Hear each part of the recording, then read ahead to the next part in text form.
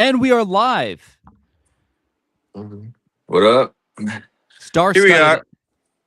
episode of DCTV.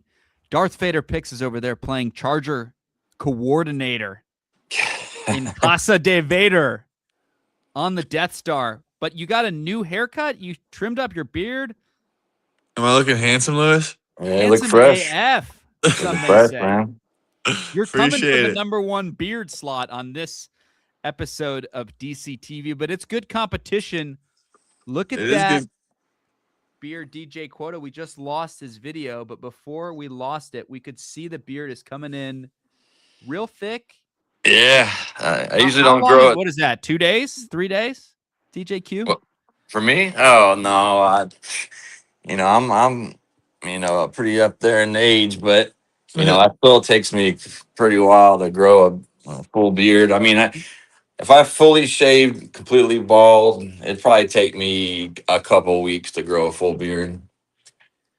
Even though I have jet black hair and more of like a darker skin tone, but that's Eastern European heritage. But yeah, it still takes me a while. I mean, it's just longer than I usually grow it. That's for sure. I think it's looking good. I think it's Oh, looking thank good. you. I think Faders is looking good. I think the only guy without a good beard on today's episode of DCTV is yours truly, Dub Club founder and host of DCTV today. Let's Lewis. go. But Yeah. we've got a very special edition of DCTV to celebrate our fine country. We are doing a mega stream, 3 hours nonstop DCTV. So at the top of the hour, I'm going to hand over the mic to some esteemed colleagues of mine who are going to continue on the stream. And we'll be going for 3 hours straight with a ton of great cappers. I'd like to introduce my two guests on the stream as I share the stream. Let's start with Darth Vader Picks.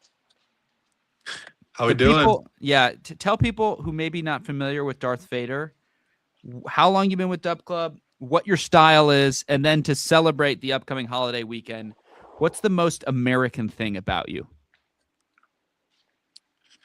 Yeah, I mean, I've been on Double Club for maybe about 4 months now. This is going on my 4th month. So I started at about March.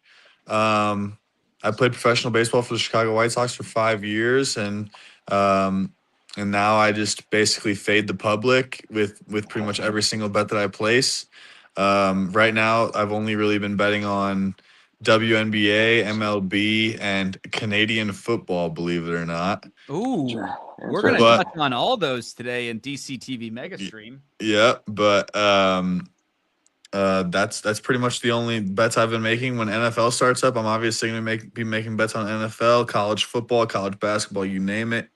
I play straight bets, I play totals, and I play spreads, and that's pretty much it. I don't really play with player props. I wish I had more information on the FIFA World Cup, but that's not really my cup of tea personally. And yeah, that's pretty much what I go about. What did you say the other questions were? What is the most American thing about you? Let's see. Wow, that's a tough one. Can you come back to me on that? Yeah, absolutely. I feel like that's a heavy question. Yeah, I mean, it's a heavy stream, man. We got to get the questions that people want answers to. And congratulations again on a great haircut, great lineup. Thank you. Yes. Let's kick it over to DJ Quota, who's got Mike Myers looking over his shoulder. He's got always. In Glock We Trust shirt on. Just overall looks like a menace out there. He's going to take my lunch money if I don't do something right on this stream. Introduce yourself. You've been on the program before, but it's been a minute. What makes you special? How long have you been running your Dub Club? Get people up to speed. I'm DJ Quota. I'm actually a real DJ. I've been DJing for 20 plus years. I've been on Dub Club next year, or just past the about 2.5 year mark. So I've been on there for quite a while. I guess I'm considered a veteran in this space. I do mostly player props. I mean, I kind of do it all. There's nothing that I won't touch. If I can do good research on it and think that I am knowledgeable enough that we can win off it, I'll play it. But I mainly specialize in like NBA, MLB.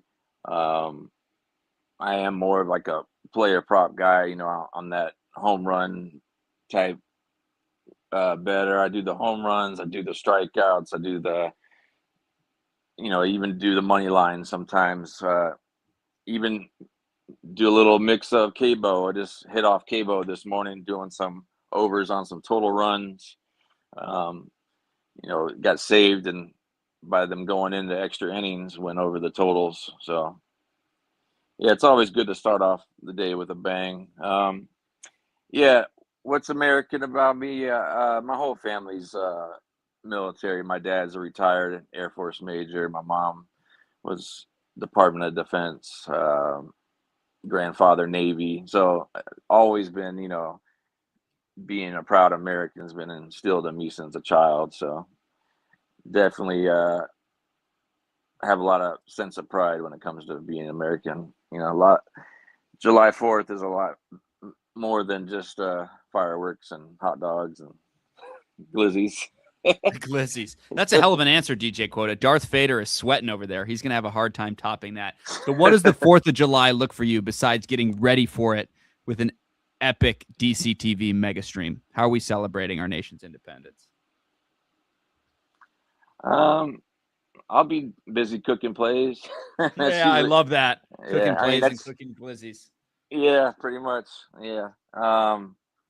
You know, that's just my daily thing. I've been fortunate enough to had left my 9 to 5 last year, and I do this full time.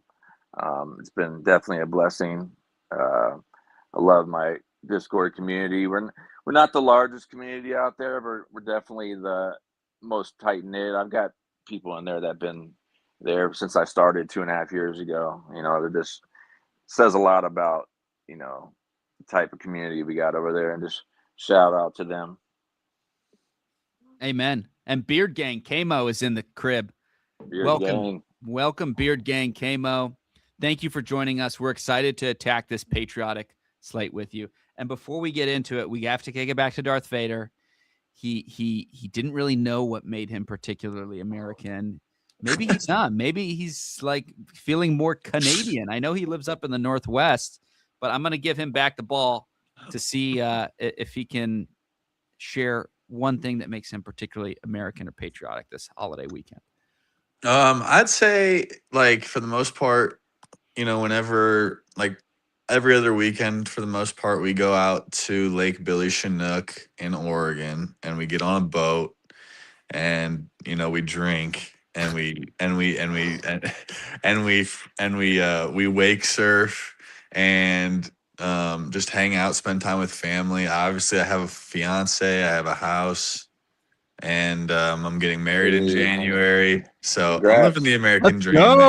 Let's go. No kidding. All right. These responses got me pumped. We got DJ Quota, military family. We got Darth Vader, living the American dream. Let's hand out some winners to celebrate this fine country.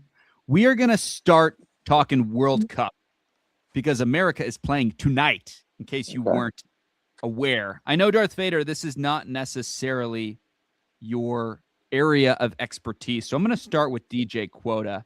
As a reminder to all our listeners who are tuning in, you can check out these fellas on Dub Club. If you go to the replies underneath the tweet where this DCTV stream is hosted, both Darth Vader Picks and DJ Quota 5150 are offering very generous sign-up offers. So go check it out and go subscribe. And Profit X is sponsoring the first hour of this stream, and they are offering new users a great sign-on bonus where you can get $20 free when you trade your first 10.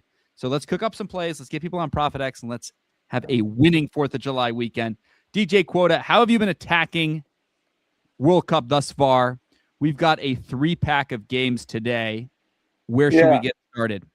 Well, just to start off, I'm not a soccer capper or, you know, soccer pro by any means.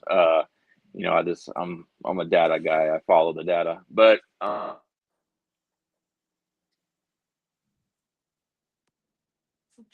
Who we got tonight? You got USA playing Bosnia.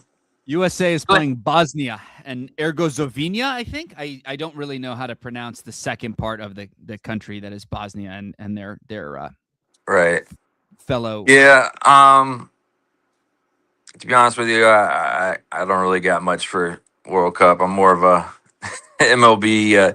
Ask me anything about MLB or NBA. World Cup's really not my cup of tea. I mean, if I had some preparation to look up some stuff, maybe I'd have something for you. But Fair enough. We're going straight to the MLB, and All it's right. very timely because this is for the listeners of the program. If we get over 1,000 listeners on the program, we are going to send someone who's been particularly active in the chat to an MLB game. So we're at Sweet. 122 listeners in the chat right now. We're going to be on stream for about 3 hours. So I think we're going to hit that 1K number. So if you're listening right now, get active in the chat. DJ Q and Darth Vader, be sure to share this with your communities so we can get the vibes going in the chat. But let's start in the MLB. Darth Vader's former club, the Chicago White Sox, are finishing their series in Baltimore against the O's.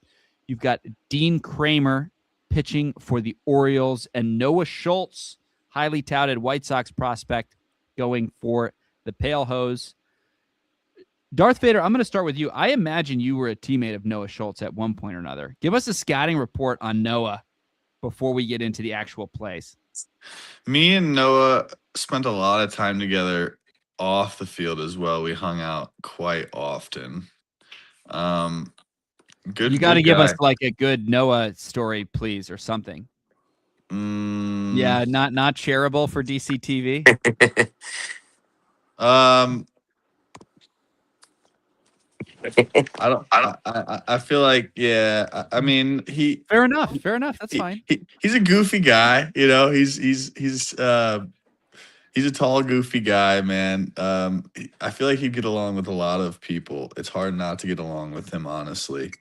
He That was likes a very political answer. I like that. he likes Pokemon. He loves collecting Pokemon cards, sports cards, those types of things. We got along. We played a lot of played a lot of MLB The Show together. We played a lot of, Nintendo Switch games. You name it, Mario Kart, Mario Party, those types of games. And yeah, I mean, he likes to go to the casinos. I like to go to the casinos. That's fun stuff. Who doesn't? right. And he's a very, very rich kid. That's what happens when you're 6'10" and you throw 98. Correct. 6'10". Yes. Woo. That works. He throws absolute fuel. He's got like a sinker slider combo that's just gross. He's also got a changeup. He's very good. He's got a very bright future. A lot of people compared him to Darth Vader when you were a pitcher within the Sox organization. Do you agree with that, or do you think you're a little bit better than Noah? I'm not a lefty. Yeah, that helps. I'm not 7 foot tall. Is that what you did? Was you were a pitcher? Yes. Oh, sweet. Yes. And I don't throw 100 miles an hour. I mean, he doesn't throw 100 right now, but he's been up to it. What do you think about, like, Misorowski throwing 105? It's so stupid. It shouldn't be possible. Yeah, it's crazy. I mean, obviously, all these people having issues hitting them.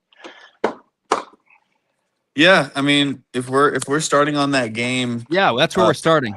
if we're starting on that game as of right now, my favorite pick would be the under 10 runs. I mean, it's been an absolute scoring fest in this. I mean, the White Sox have been putting up crazy runs even without Murakami. They've shown all signs of power. They banged the pitcher yesterday for the Orioles. I mean, they put up 7 in the 3rd inning, which is absolutely crazy. But Noah Noah can shove it. I mean, he's coming off a little knee injury. This is his first outing back since. So he's had some time off. He's been on the IL for maybe, I don't know, a month. But I expect him to come back shoving. Usually when because he's gone down with this knee injury in the past in minor league baseball. I was obviously his teammate, and I've witnessed him go down on the IL with this knee injury. Whenever he comes back, he's always at the top of his game. Because he's fresh, he's rested. I think he's gonna shove it. Also, the money is pretty evenly split on both sides as of right now. Obviously, there's gonna be more bets that come in. So there's really not any team to fade in this particular situation. I could definitely see the White Sox winning this game again with Noah Schultz on the mound, but I think it's going to be a low scoring fest. Maybe even dabble with the Orioles team total under, but I like those. Love it. And welcome Lola Mula, active in the chat. Lola, a frequent DCTV listener. Thank What you for up, joining Lola? us on this lovely morning. Please get active in the chat. You want us to talk about any specific props or games. Otherwise, I'll kick it to DJ Quota. I love this crew because Darth Vader is really focused on sides totals. DJ Quota is more focused on props. So we're Yeah, going to have a very pretty opposite. well-rounded analysis here. So I'm going to kick it to you. What do you like in this game, my friend? Sox have been, just gone on a crazy run. Miguel Vargas, I took him for a home run last 2 days, and he had all these 400-foot flyouts and just driving me crazy. He's staring at you again. He's just one of those guys that can go at any time. Colson too. He's just one of those type guys. It's, all the data in the world can make sense, but then it's just like, then they go 0 for 4, 0 for 5. It's one of those things, get the right pitch. So, I'm the player prop guy. I'm going to go, let's just go be a little safe. Let's go I really like, Sam Annucci, the new rookie guy. He's awesome, man. He's a grinder. That dude runs the bases hard. But you're not taking him for a home run. You like him for like No. Yeah. Yeah, I would like, let's take Sam for 2 HRR. And 2 hits, runs, and RBIs. Yeah, he's just one of those guys, one of those new rookies that just, leave it all out there and just go out there and give it 100 every day. There's so many new guys out there that are just killing it. And I love to see it. I'm always, that's one of my things. I love being on top of all the new talent that comes in and being one of the first people on certain people. So he's a love ball guy for sure. That guy's, as they say in the business, he hasn't had many games where he's got a clean jersey at the end of 9 innings. Yeah, and he did great. He played in the Classic for Italy and did amazing. So, yeah. Love it. Okay, let's go to another getaway day game in the Eastern time zone. Rangers at Guardians. Pitching matchup. Mackenzie Gore going for the Guardians. Joey Cantillo going for the Rangers. I imagine it's very hot in Cleveland as it is throughout this fine country on this holiday week. Oh, yeah. Let's start with Darth Vader picks. What do you think? Side, total? What's the top of your mind in this game? Yeah, as of right now, I would be leaning on the Rangers. I'm seeing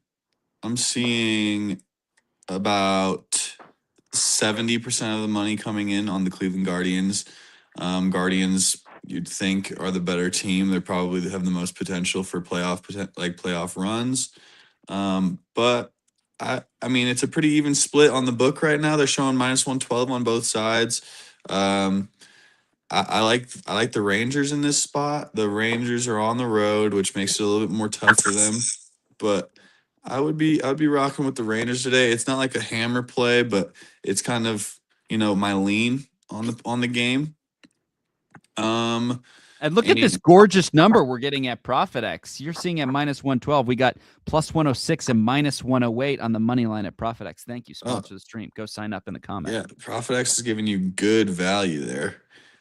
So yeah, I would definitely be shopping right there. But yeah, I mean that's my lean so far. I don't really say it's a nuke. I might toss it, if you guys are into parlays, I toss in a parlay like a nice long shot. But I would be rocking with the Rangers. Also, 64% of the money is coming in on the under as of right now. So 8.5. I mean, maybe it's a scoring fest. Who knows? We'll see. Maybe I'll check another real site real quick. Yeah, I like the Rangers. I'd be rocking with the Rangers. Love it. It's already 90 degrees in Cleveland. That's got to mean good for dingers, right? DJ Yeah. Quota, I know you're not too far from the Cleveland area. What's the weather report look like over there by Lake Erie? And who's going to hit a dinger today, or what other props you like? Well, I'm in Flint, so it's hot as hell today. Yeah. Let me see. Let me look it up, the weather over there. Yeah, so for sure, hotter weather makes the ball travel farther, especially if you can mix in some wind blowing out. I mean, it's just a recipe for some dingers to go. It was surprising though. Last couple games, I really thought it would be like just a derby some of the games, and it just wasn't. The weather was perfect, matchups were perfect, wind blowing out, all that, and it just wasn't that. So yeah, right now in Cleveland it's 85, and it's gonna be by game time mid 90s. Too hot. Yeah. So I mean, if we're going with that game, I guess I'll just go ahead with my pick. Let's hear it. Let's do. I'm gonna go on more on the pitching side. I'm gonna go just on the safer. Let's do Joey Cantillo, 6Ks. Cool. Parker Messick the other night thought he would do great and completely bombed. Could not do anything to the Rangers at all. It was like he was stuck on 4Ks for like 4 innings, and it pissed me off so bad. But I think Cantillo should do much better. Gore, man, I used to love Gore the last couple of seasons. He was an ace at one point, and he's just had a really bad fall off. He was a guy that you could take him for 7-8 Ks a game easy. And now it's a lot of games he struggles to get 5. So, it is what it is. It's, I'm as you know, Darth, pitching is one of those things. It's just, it's a hard position. Joey Cantillo is from Honolulu, Hawaii. That's a fun fact as I pulled up his baseball reference. Yeah, it's really cool, and I think it's really cool also to hear from Darth, to hear like some of the stories from the locker room type thing, about because he was in MLB and all that. I think it's really, really cool. Just adds extra kind of nostalgia to the whole thing. So. It's got to be tough being from Honolulu, Hawaii, and you end up playing pro ball in Cleveland, Ohio. With all due respect, yeah, Cleveland sure. as a place, as a town, we love Cleveland, but that's a tough trade, right? Yeah. Hopefully, he gets some strikeouts today. Let's head to Boston, Massachusetts, one of our nation's earliest cities. Mm-hmm. Hopefully, they're balling out for the 4th of July, and they're playing the Washington Nationals, our nation's current capital. What a game! Government. What a matchup! What a game! I think we got to keep DJ Quota on the 1s and 2s. Okay. Kind of cooking right now. All right. I'm putting you on the spot. If there's a prop that you've got circled that you like, or any other sort of analysis, this matchup between the yesterday the game got pretty chippy. Wilson Contreras almost went to blows with Cavalli. I feel like that happens every 3 days with him. Oh yeah, he's always looking for the smoke. He's one of those guys, and I don't know how he does it, but he stands so close in that box that, I mean, it's no wonder he gets, hit with balls all the time. I mean, it's a reason why he has the most, hit by pitches in the league. But yeah, he's just one of those guys. He's just always angry all the time. I just don't know. I mean, you're making crazy money. Why are you so mad? Yeah, good question. Yeah. So, yeah. Let's see. Who we got? Boston against. Okay, so you got Tolley, what's that?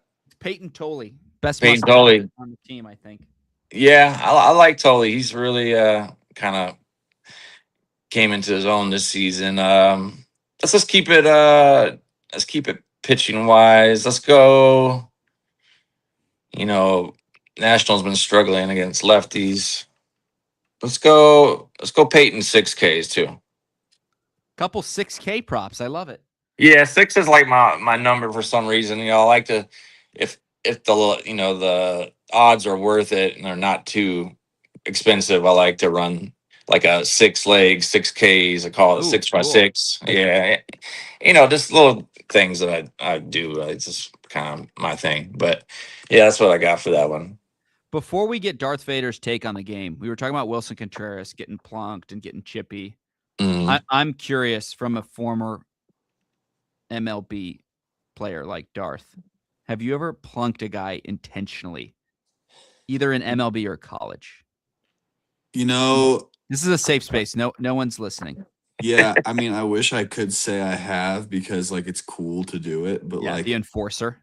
like in pro ball, I haven't done it because I've just been so focused on competing and, climbing the ranks and trying to make it to the show. And I just never found my chance to do so. There's been plenty of times where I should have, or like, somebody on my team came up to me and said, "Hey, like you got to plunk this guy, like you got to do it," like, and I just forget when I'm on the mound. Like I Yeah, you're forget. locked in. Yeah, like I just completely forget, and I wish I would have, but no, I don't think I ever have done it on purpose. No, Cool. but Follow-up I wish question. I Have wish you I ever had. been one of the guys that wasn't pitching on a given day? You're in the bullpen, theoretically, and then there's a brawl that starts and you have to like jog in from the bullpen. And by the time you Yes. get there, the brawl has already kind of simmered down. Because I've always thought that's one of the more fun parts of a Yeah, I've dust up actually. in baseball, where you see all the bullpen guys jogging in, knowing that they're not going to do anything. Yeah, I mean, I have made the jog in during brawls, and honestly, I've gotten to a few brawls where there's actually still a fight going on. So, Oh, cool. Did um, you get in the mix? Did you throw any no, I haymakers, have. sleeper Throw some holds? bows. No, I haven't. I mean, I've hugged some teammates and prevented them from You're more of a throwing. peacemaker in that situation. Well, yeah, the bullpen seems to always be the peacemaker in that Yeah, you're situation. kind of trying to let the tension simmer down, get Wilson Contreras to take the bat out of his hands, stop swinging it at the Right. umpire, sort of deal. Right. That's good. That's good. Okay, good deep dive. Let's talk more about the Nationals and the Red Sox. I'm going to go to this game line section where you like to live. Boston is a -130 favorite. Nationals are paying +128 on the money line. Runs 9.5 is the total. What do you like, if anything at all?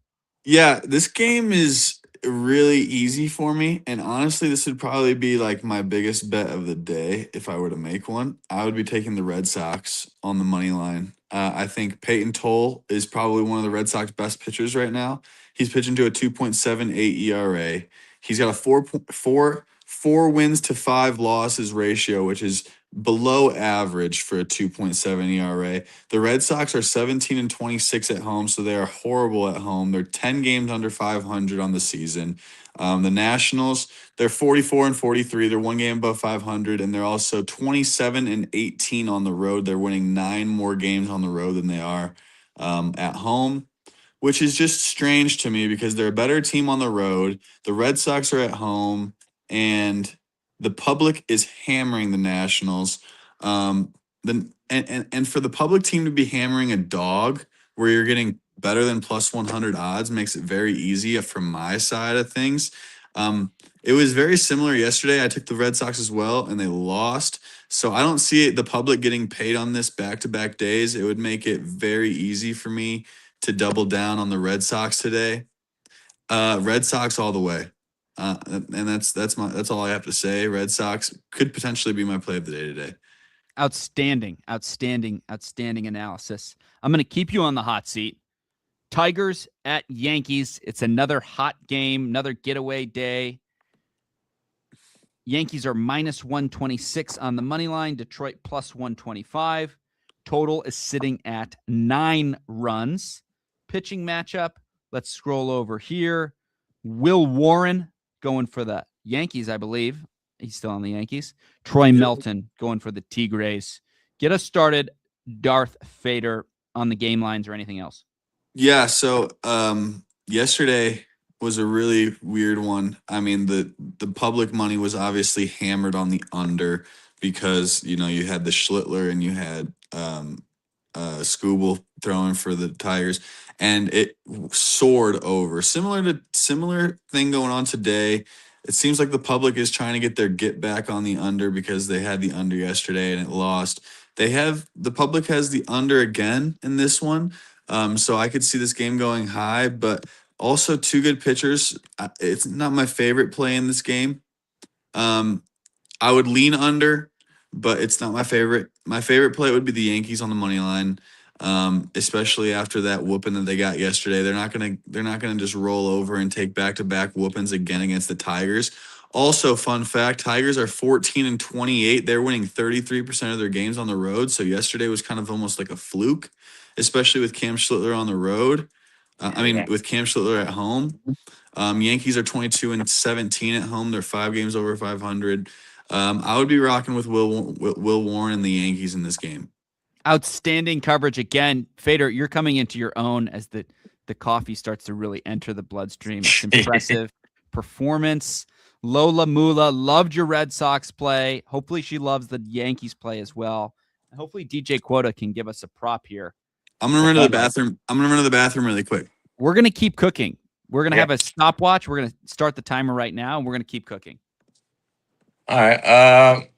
We still on Nationals or what? We're on Tigers Yankees. Oh, okay, yeah. Crazy game yesterday. Riley Green 2 homers off of Schlittler, I call him. Carey belted one off. Spencer. I mean, they're just teeing off, which is odd for Cam. He usually doesn't give up a ton of home runs, but yeah, they were just everything he was throwing, they were just crushing. But yeah, like Vader said, I don't expect the Yankees to let them to spank them again. But Yankees without Judge and Stanton are not the same Yankees. We all know. I'm just gonna try to play it a little safe. Let's go carry two total bases. Carry Carpenter. Love it. Yeah, I finally got my data pulled up for some of the other games. This guy's ready to roll, and I'm ready. Yeah. You're going to be on the hot seat as Okay. We've got Darth Fader off on a little potty break. Lola Mula liked the Yankees play, I hope. Lola, you're on fire in the chat. We got to get our Shout out to Lola. Shout out Lola is right. Lola, share this stream with your friends, family, everybody. If we get to 1,000 by the end of the stream, we're sending people to an MLB game. And I got to say, you're in pole position right now to win those tickets. So share the stream far and wide. I'd love to go to this game. I don't think I'm going to be able to swing it because of work commitments, but the Cubs are playing at Wrigley Field today. Beautiful, hot day. Getaway day. Padres at Cubs. 1:20 first pitch at the friendly confines of Wrigley Field. Pitching matchup. Colin Ray going for the Cubbies. Walker Buehler going for the Padres. Cubs are looking for a sweep. Looking to win their 5th consecutive game. 1-2 close ones against San Diego already. Yeah. Get us started, DJQ. Yeah, man. Last night was pretty frustrating. I was a day early on the game I thought would be a derby, Yeah. Monday was very they pulled mellow. Yeah, they pulled a fast one on everybody. But last night I think it was like 10 home runs in that game. Manny went, Tatis had 2, like what is this, 2004 or 2024? Yeah. I mean, Tatis is, he's been hitting good, but just not as far as the home runs. Just haven't really been doing anything. Manny's coming back into form after having some of the worst hitting in the entire league. Yeah, so I'll just go ahead and speaking of Manny, let's go Manny. Off of Rhea, he's got one home run. He's hitting 500 and with the OPS of 1.667. So, I mean, he does well. He's had 6 at bats against Rhea with 3 hits. So he hits pretty well off Mr. Rhea. So let's go. I don't really want to do too many or if any home run picks just because it's just one of those things that I like to put those on their own slips. But let's do Manny Machado 2 total bases. Love it. Oh, I thought you were going to go home runs there. You totally outfoxed me there. I went to Well, the no, home I run mean, tab. yeah, I could see Manny hitting another home run. He's got one previously off him, 3 hits. I mean, he's hitting Rhea like crazy. I mean, if you want to get spicy, we could do a home run, or if you want to play it a little safer, we can just do the total bases. So Make your own decisions, listeners. You've heard the player that we like in the matchup today. Yeah. Choose responsibly. Aiden Boyd, AB, asked if carry 2 total was the play from the Yankees game. I can confirm. DJ correct. Quota can confirm. That is Correct. DJ Quota's play for the Yankees-Tigers game. Yeah. And Dots wants to know, are the Cubs back? People are asking. I'm going to ask that question to Darth Vader, who knows a little thing or two about baseball in the city of Chicago. Are the Cubs back? They've won 4 in a row. They've won 8 of their last 9 or thereabouts. This has been a very streaky team, but they seem to be rounding into form, even though they have 0 starting pitching that is healthy. Yeah, I mean, Colin Ray, he's been kind of rough for the Cubs recently. He's had but Walker Buehler doesn't really strike my interest either. I feel like they're both very similar pitchers, have a very similar mix, very similar velocities. Old heads. Yeah, I mean, I feel like the Cubs do get it done again today. Honestly, they're at home. They play great at home. They're 8 games over 500 at home and 10 games over 500 on the season, which means they're 2 games over 500 on the road. Better team at home.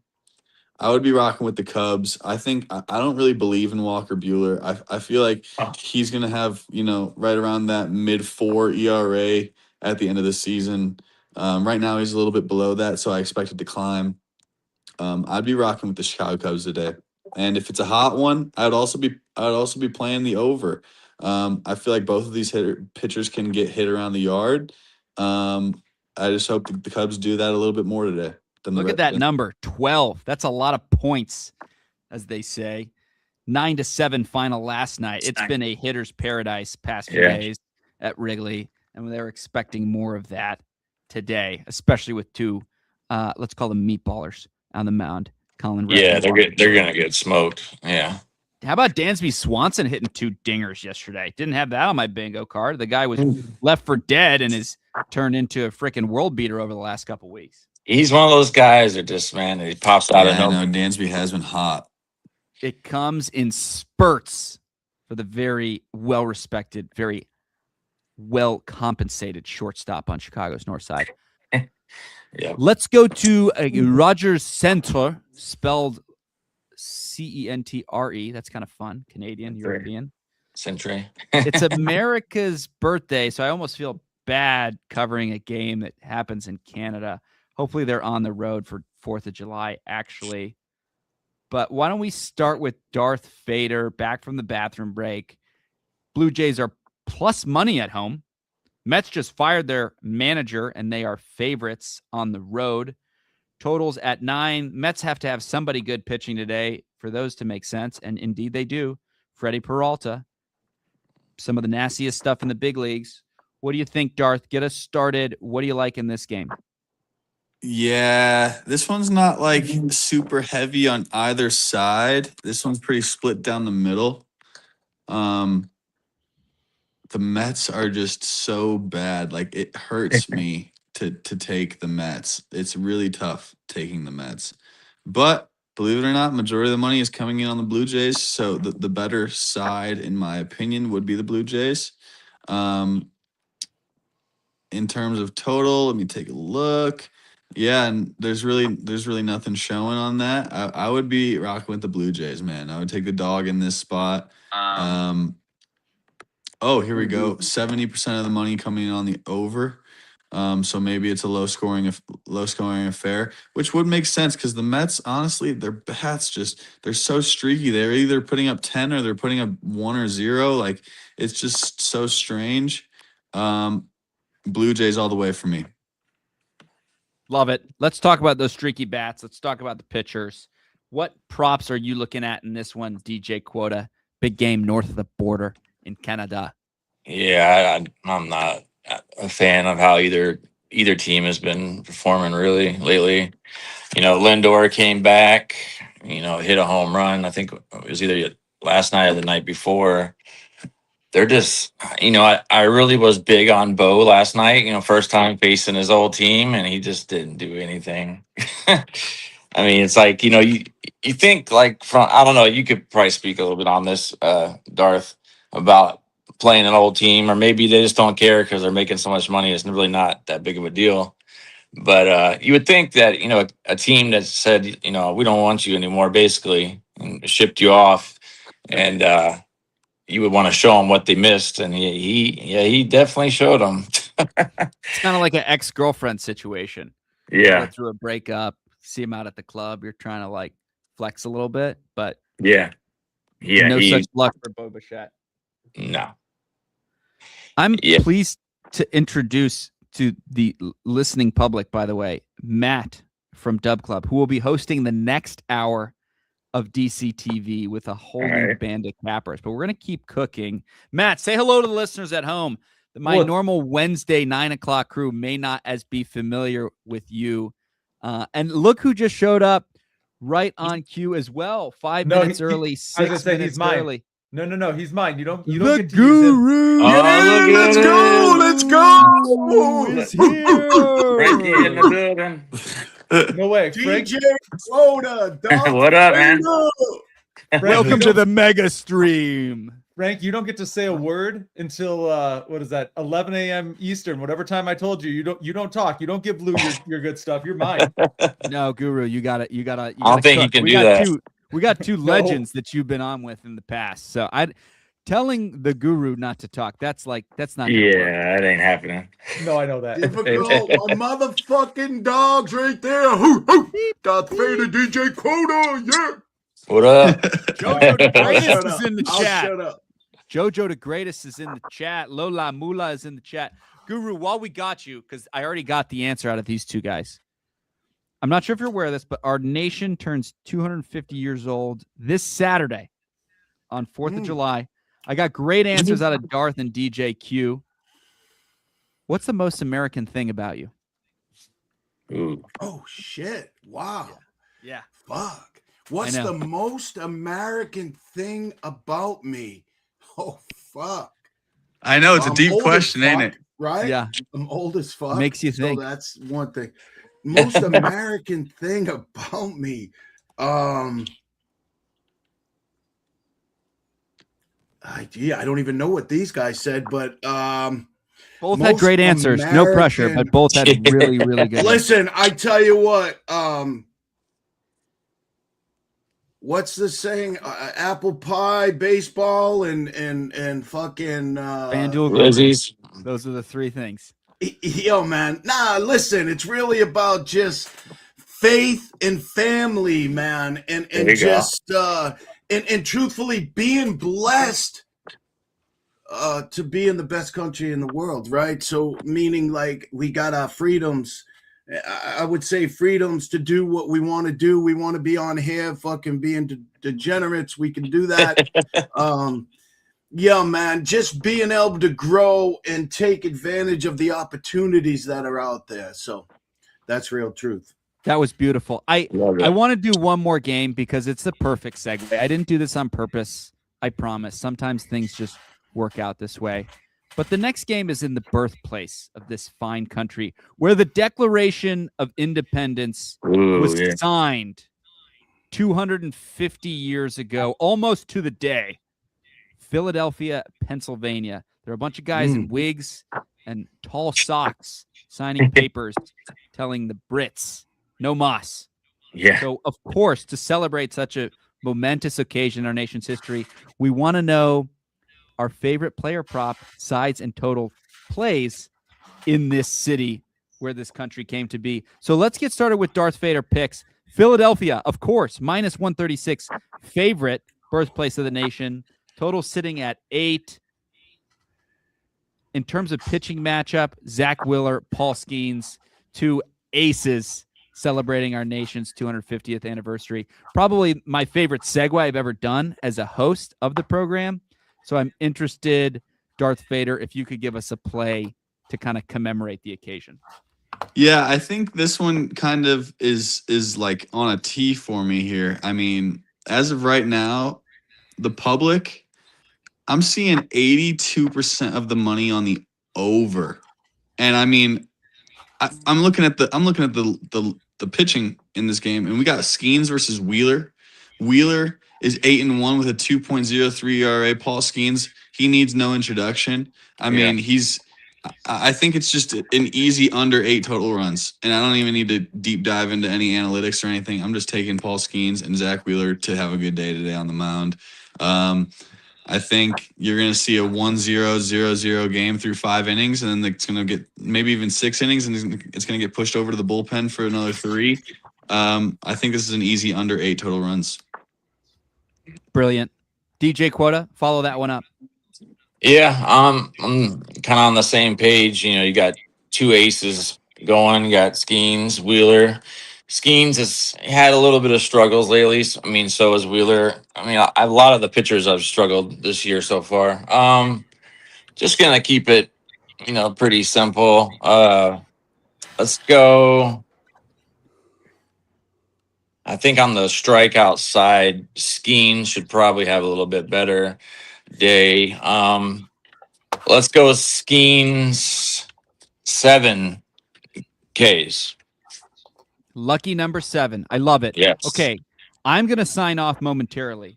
Before I do, I'm going to ask Darth Vader and DJ Quota, of all the plays we've gone through thus far, give me your favorite play. So we Boston can Red Sox money line. Boston Red Sox money line. That's Boston my Red guy, Sox. Boston Red Sox. Hey! Yeah, let's go. We got fucking motherfucking Contreras fighting people every game. Oh, yeah. We went deep dive. Darth Vader, when he was in the minor leagues, he used to be the enforcer. He used to be plunking guys. He used to be giving people knuckle sandwiches. He was a bad hombre when he was a in bad man. Traveling across this fine country. DJ Q, give us your favorite play from the stream. Send the people home happy. I'm going to go with the OG Manny Machado, 2 bases. I think he's going to have a day. I could definitely see, you know, a first at bat double or even a homer. Yeah, he's getting up there in age as far as baseball wise, but he's really turned it around last couple of games. Tatis is finally picking up the steam too, and they feed off each other. Yeah, I'm going to go with Machado, 2 bases, favorite play. The first hour of DCTV has come to a conclusion. I'm going to sign off shortly and hand the microphone off to my fearless colleague, Matt from Dub Club. But before I'm done, right, Lou? No, you're just getting started, brother.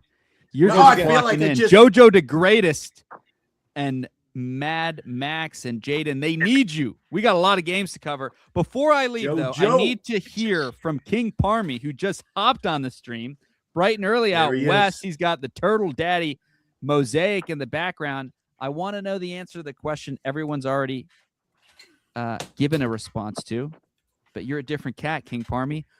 It's our nation's 250th birthday on Saturday. What is the most American thing about you, King Parmy? Yeah, it's a brain stumper. Get active in the chat too. Like if you have something particularly American about yourself, Jojo, Jim, Jaden. I want to hear in the chat. We're celebrating the country this weekend. Burgers and beer at happy hour, dude. That's me. Oh, there you Boom. go. I like that. There it is. Boom. Fire. Simple. Well, Lou, here's the thing. You guys were just talking a lot of player props, and I don't know if you know this. Well, you do know this because you're Lou, but at the hour here, we're switching over. Watch this. Boom. We're talking chalkboard. Chalkboard's all about player props. In the game, I gotta share the screen. I gotta delete my share screen. One of the games you just finished talking about, Chalkboard's got a great promo going right now because I got my phone here. That's really how about that segue from Matt? He's a pro's pro, isn't he? Seamless. Yeah. How about Zach Wheeler over 0.5 outs at I think that's gonna cash.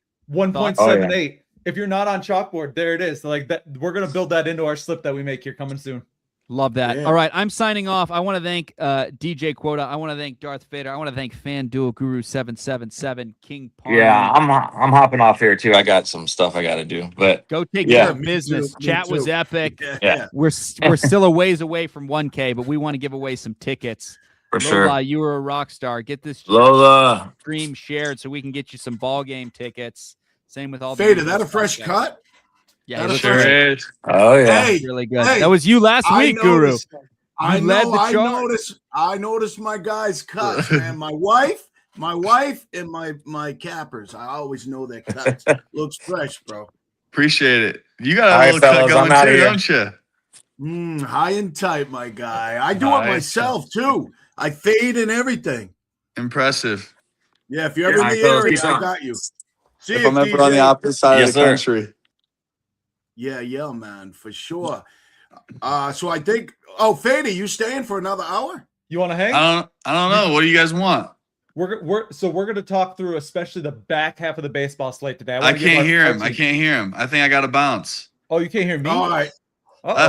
right. Peace out, guys. Hey, good Uh-oh. luck. Guru, you got me?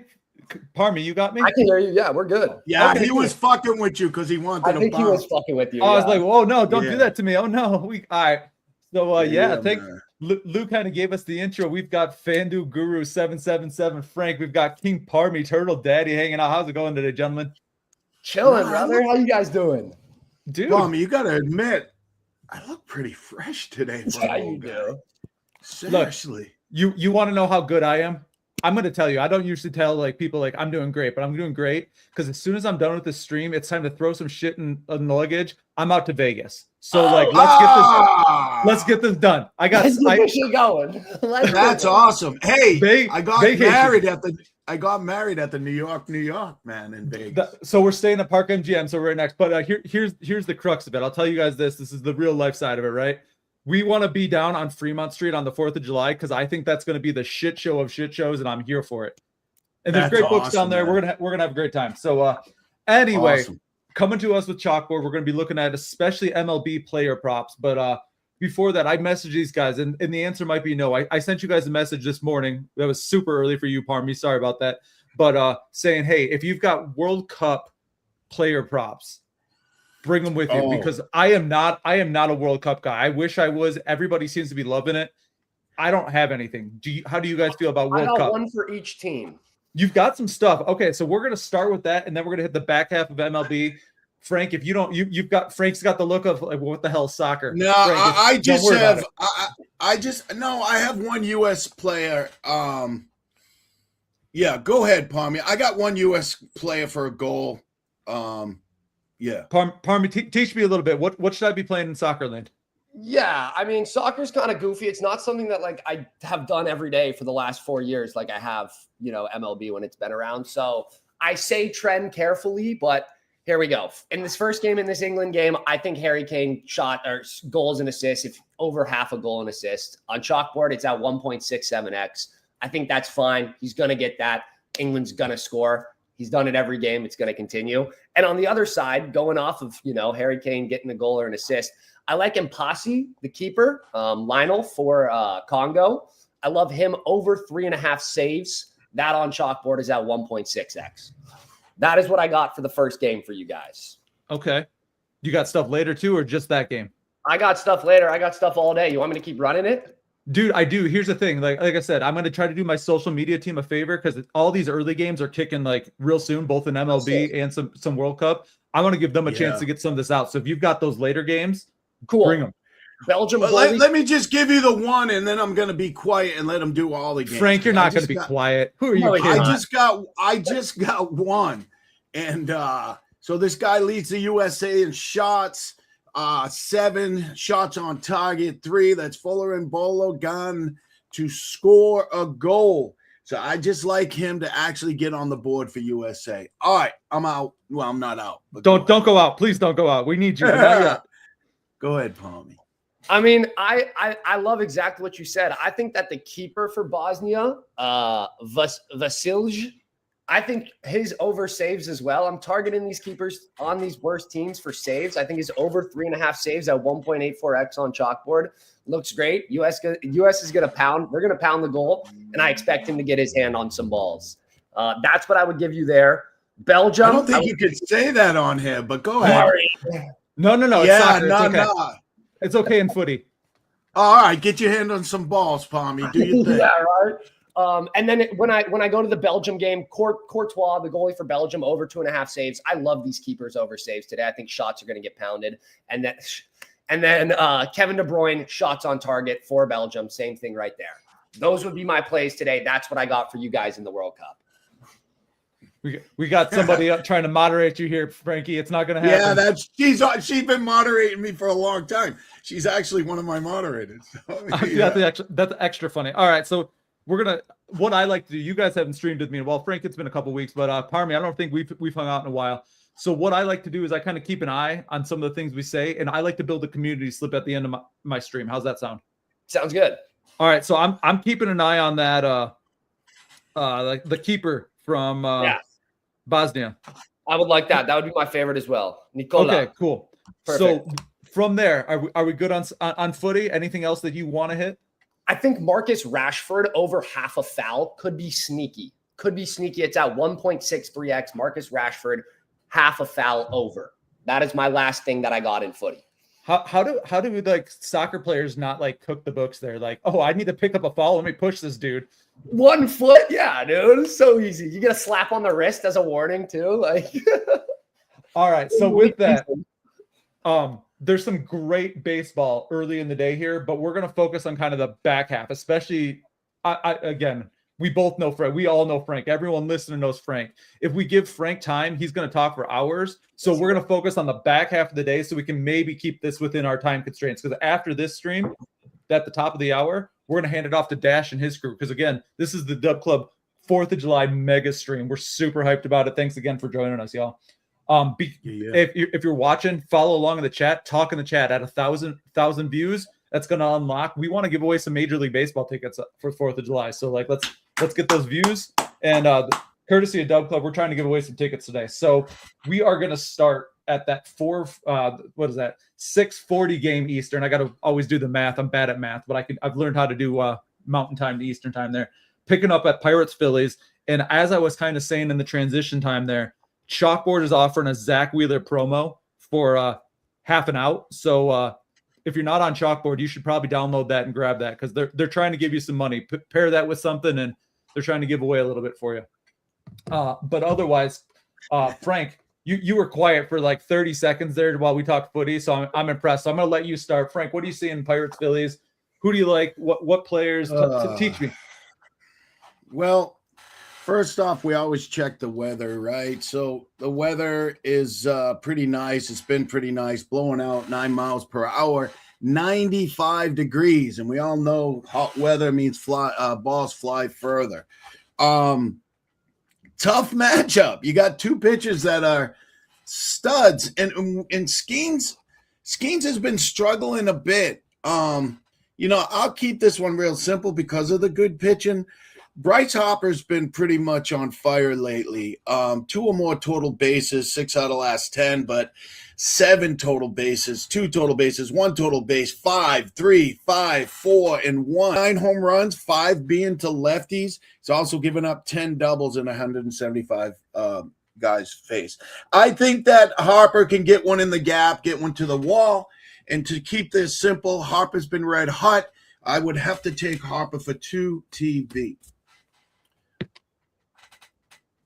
I mean, let me run right off that, Guru. I love everything you said, from the weather to the wind. Everything in there is perfect. Paul Skeens has been struggling. The Phillies look great. That offense looks great. That's where I'm going. I'm going to take Paul Skeens over 2.5 earned runs allowed. 2.02. I like it. We're going with Paul Skeens to get hit up a little bit again. Yep. Wow. Yep. It's still like, again, I don't follow as close as you all. So when I hear, we're taking Skeens over, that scares me. But I also know that the numbers and analytics tell you that's the play there. Okay, let me grab this. Okay. Balls are flying this week. The balls Yeah, are flying. yeah. A lot of Yeah, Tommy's very into the balls this week. So they're flying. Hey, listen. hey.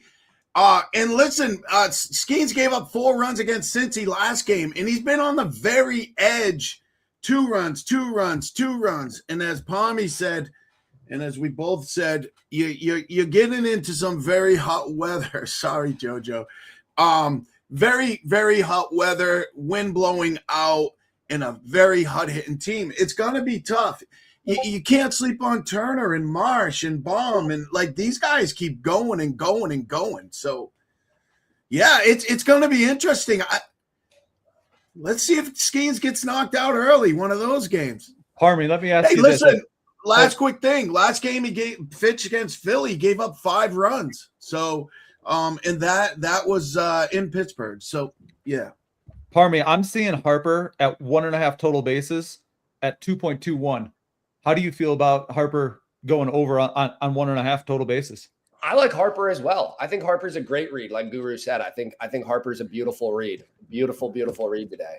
All right, we're going to put a star next to that one in my land here because I like it too, but no one's here for my opinions, and they're right because listen, yeah, and it may not be on the ticket, Matt. You're talking this game. You're telling us pick something from this game. There's better games. Yeah. Oh, yeah. No. Again, I put a star on it because I like it, not because it's going to get on that slip. We'll build this slip together. All right, so let's go on to my next game here. We've got Cardinals at Braves. We got McGreevy and Lopez chucking.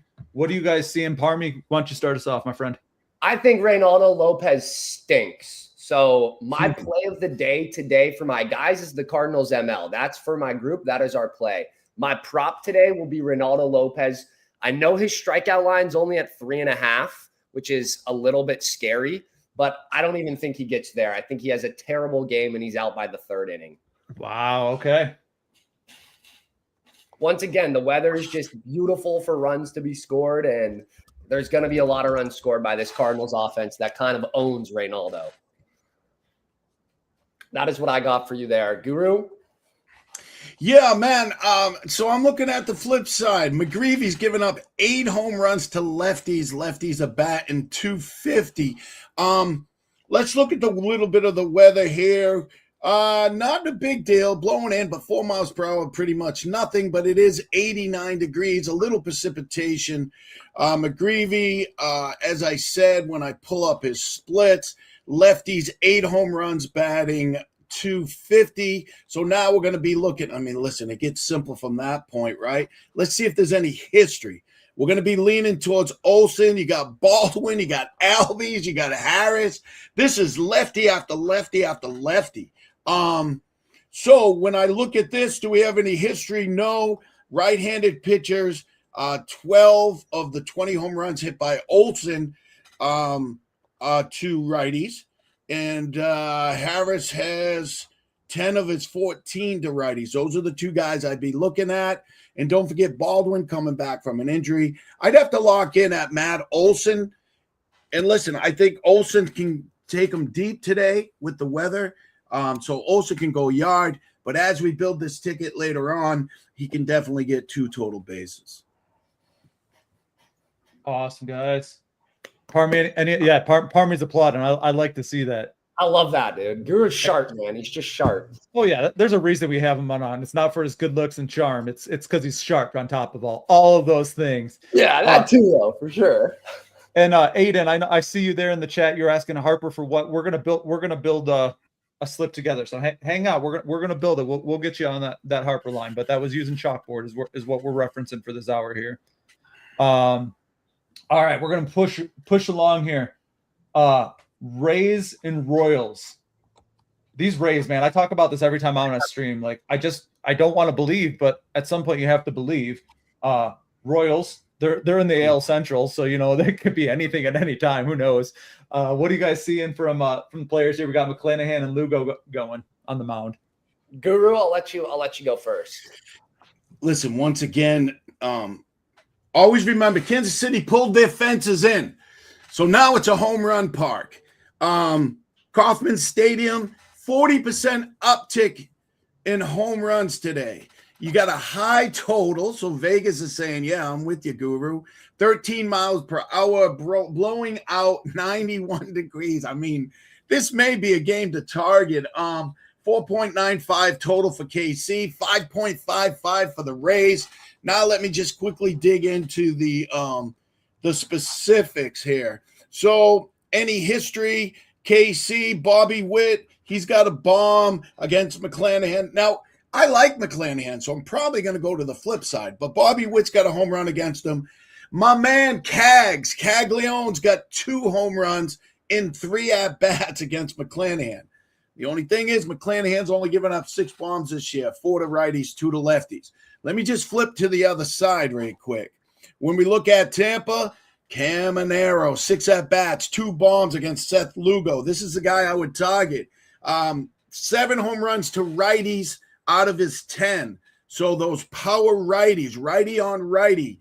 When you look at Caminero, 19 of his 23 home runs are righty on righty. But then on the flip side, you got Aranda. And yes, JoJo, so far we are pretty chalky, but it's leading us this way.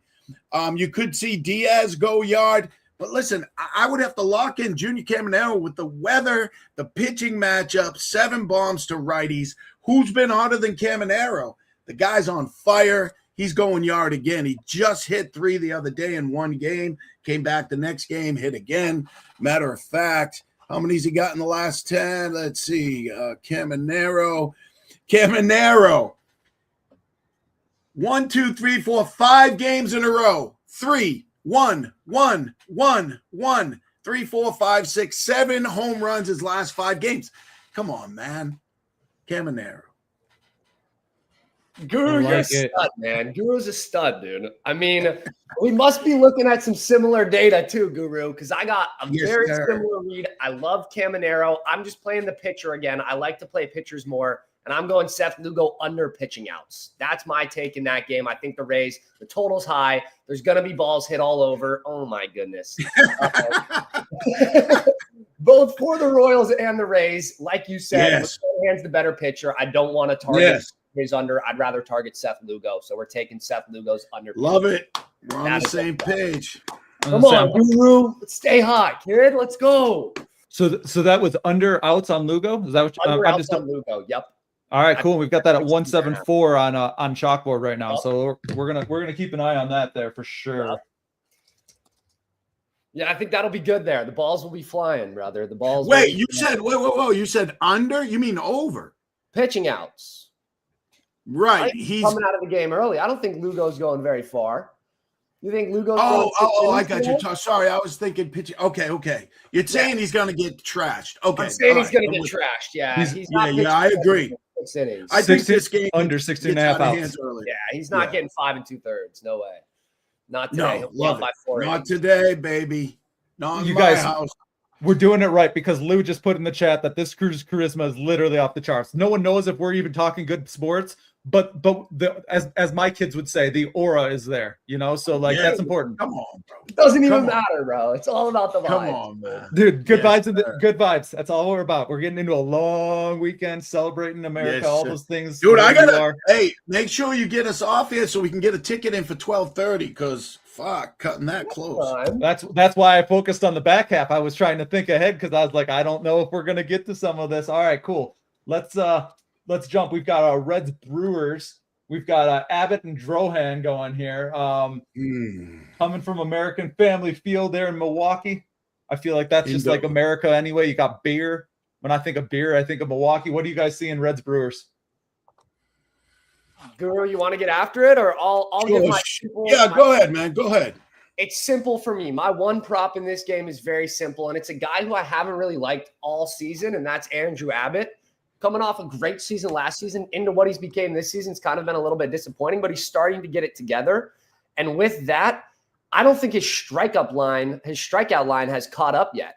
I still see it at 4.5 Ks here, and I see he's covered that in 5 of his last 5. He's starting to pitch a lot better than he was to start the season, and I think it's going to be an easy clear for him today. He's going to go and get 5-6 strikeouts for Andrew Abbott. I love when a capper catches stuff where they're like, I think the books are still behind on something. I love that as a place to start. Frank, what are you seeing, my friend? I see Andrew Abbott's giving 12 home runs up to right-handed batters out of his 15. That's a lot of home runs to power righties. When you look at the history, once again, somewhat chalk. Chourio and Bowers went yard last night. I'm noticing a lot of these batters this year. You know, last year I'd be like, well, he went last night. He's not going to go again. These guys are going back to back to back. I don't know what's going on. But Chourio already has 2 bombs in 8 at-bats against Abbott with an ISO, of course, out of this world of 857. He's got 4 bombs against lefties with an ISO. And once again, people out there, ISO is isolated power, strip away the singles. What is their average with just doubles, triples, and home runs? That's what ISO is. So anything over 200, it's pretty solid. 246 against lefties. This matchup, I think Chourio will give you at least 2 TV. We could live there, but don't be afraid to take him for a bomb again. And don't sleep on Contreras in this matchup either. His brother's going a little wild in Boston, but other than that. Do you think there's some like family like juice just traveling there, you know? Oh, I think that William Contreras is the calmer one. The Red Sox got a fucking maniac, and I love it. He was brawling last night. Of course the Red Sox have a maniac. Yes, Instantly. sir.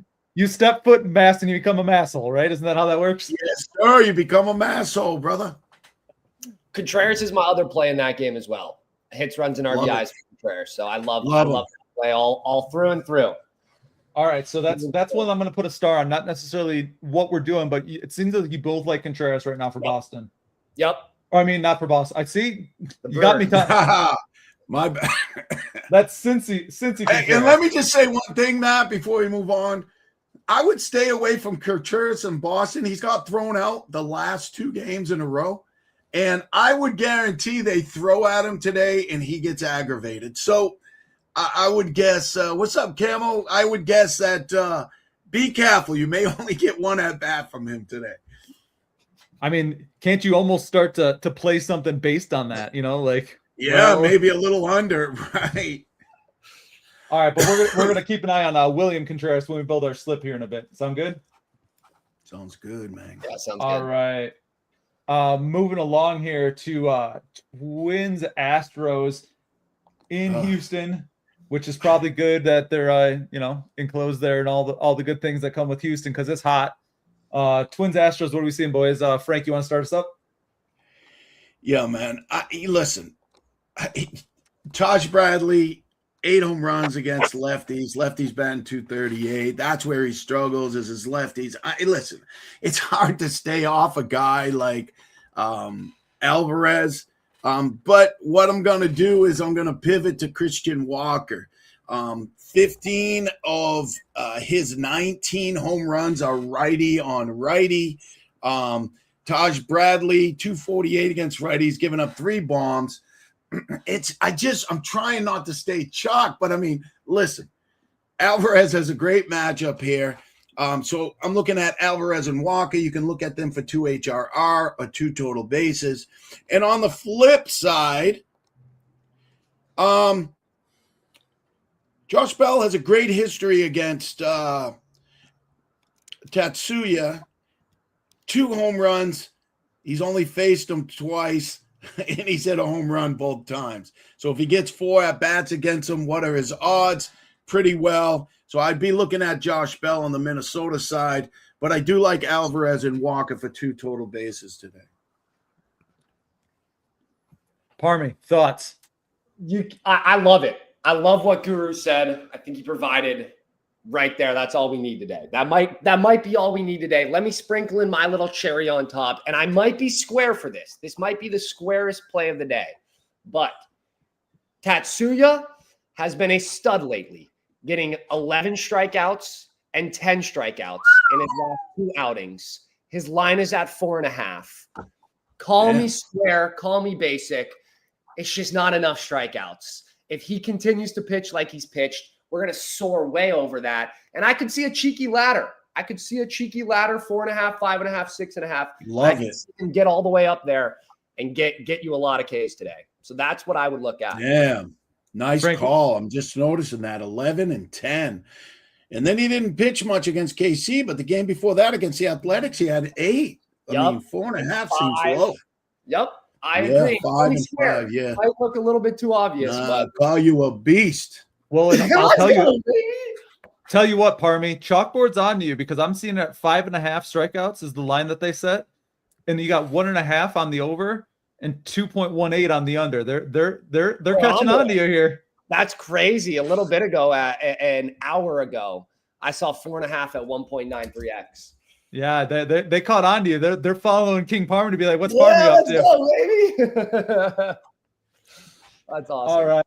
I still like it at 5.5. Diminishes it a little bit, but I think we're good there still. Okay. We'll keep an eye. Like I said, I'm Yeah, I'll taking give notes you- here, and we're gonna double down. And once we get through these, we're gonna go. All right, let's build a slip together, the 3 of us. And by the 3 of us, I mean you two. I just take the notes and put the put the amount in. Yeah, and here's one little tidbit too. Houston strikes out over 8 times a game. They're right in the middle. They're 13th out of 30 teams. Yeah, man. So that matches up too. It's not like they're one of the best. They do strike out. So How about Marlins Rockies coming to us from Coors Field, Mile High?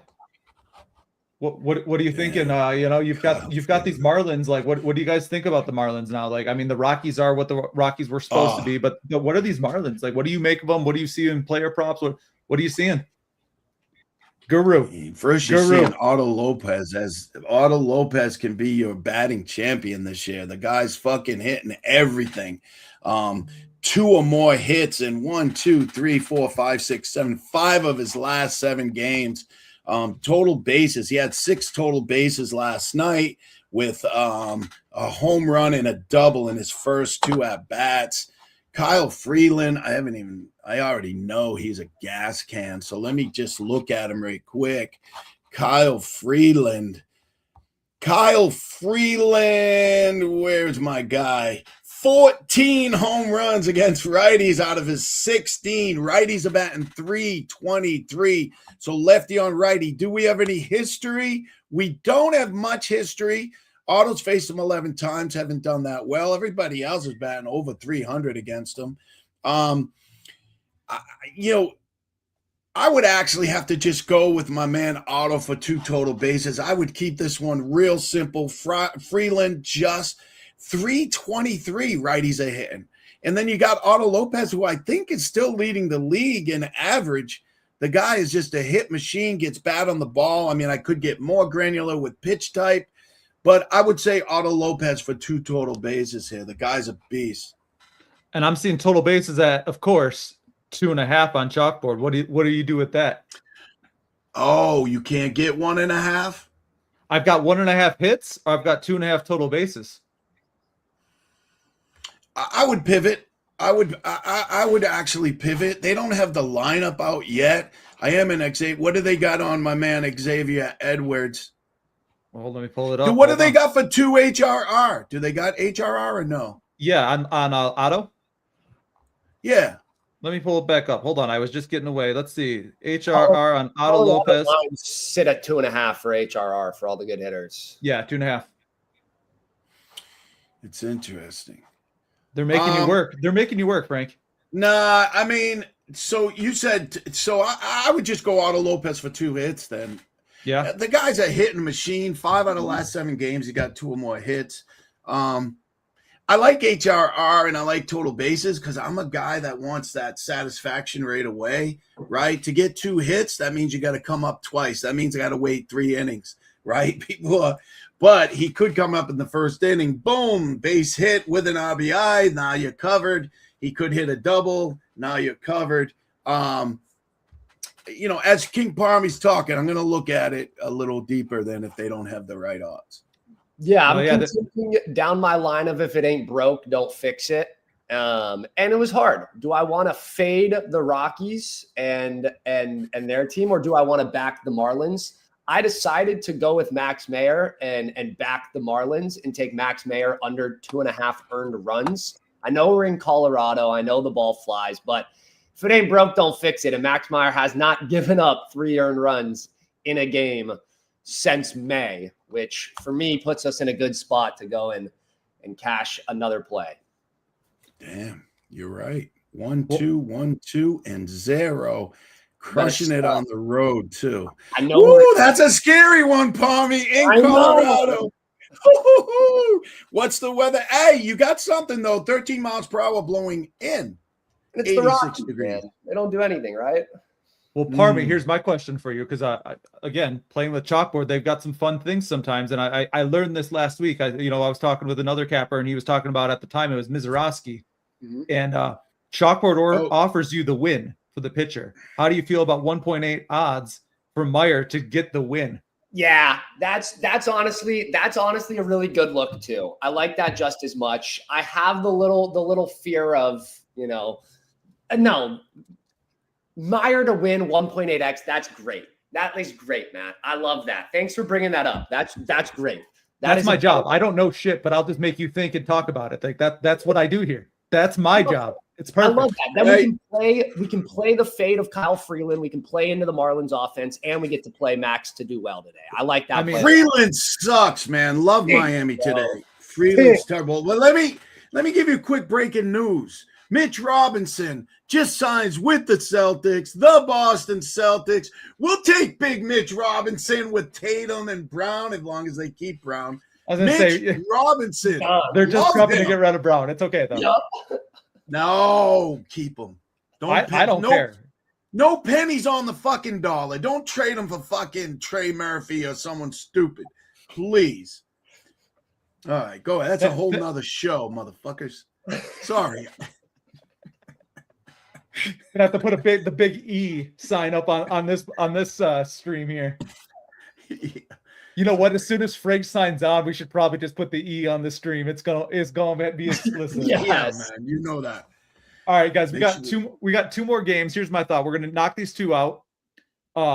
Then we can build a slip, and then if we've got a few minutes before the next stream turns over, we can talk through some of these early games that you guys are probably putting in slips for. That shit. Are we about to? I gotta get them out to Dub Club, bro. I gotta get them out to Dub Club. I might have to focus. We've got an hour till first pitch on the White Sox Orioles right now. So yeah, we'll get through these last 2. We'll build a slip, and then we can help Frank get his stuff out to Dub Club real quick. How's that sound? Game's in an hour. Yeah. Right? Yep, in an hour right now. Cool. And I like that first game too. All right, then let's do Dodgers Athletics. What I'm seeing, Dodgers. Dodgers Athletics first. Yeah, and I don't know. It's just I use ESPN scoreboard. That's how they've got it popular. Can I just say I had a plus like 500 last night? That last game, you want to get some money back. I had 2 HRR, Ohtani, Pages, Freeman, Betts. I skipped over Kyle Tucker and took Edman, who I love. Everybody got 2 HR easy. Edmonds hit a bomb. He had like 10 HRR. Fucking Ohtani got 1 HRR. They scored 9 runs. He sold the fucking ticket.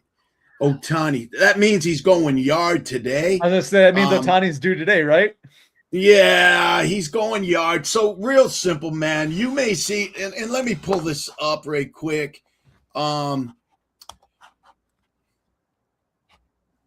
JT Jen hasn't pitched too bad. Lefty's hitting 276, 4 bombs. He's given up 9 bombs. Not too bad at all for Athletics.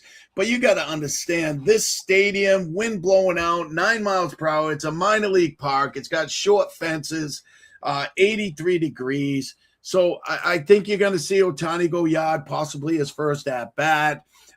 You got to love Freddie Freeman for 2 total bases. You actually could run it back. You could do 2 HRR, Ohtani, Parr, Hayes, Freeman, Betts, and you could even throw Mr. Max Muncy at number 5 in there. On the flip side, Brooke Stewart. Is this his first start? Hold on. Brooke Stewart. No, that's not showing me here. Hold on. I see that we're projected to get Charlie Barnes for the Dodgers. I got. And I'm seeing Dodgers. So I wonder if there's an opener. What's he, lefty or righty? I don't know either one of these dudes. They must be bullpen guys. AAA guy, 30 years old. Ooh, God. Lefty or righty, do you say? Lefty. Yeah, man. I mean, you got to lean on. Listen, your 2 guys are right there, Kurtz and Langoliers, right? No rooks. Yeah, but I mean, for me, 6.18 total, wind blowing out. I just think that Athletics get beat up again. Look for 2 HRR for Ohtani, Parr, Hayes, Freeman, Betts. They could in Muncie. That's where I would go right there. That's exactly where I'm looking as well. Nothing we can really do about playing the A's lineup or anything like that. I'd want to play the Dodgers lineup all over today. They've been crushing it lately. And they got the beast to keep the line moving, right? When you got Ohtani, Parr, Hayes, Freeman, Betts, Muncie, Teosco, Tucker, Edman, and you even got rushing at 9.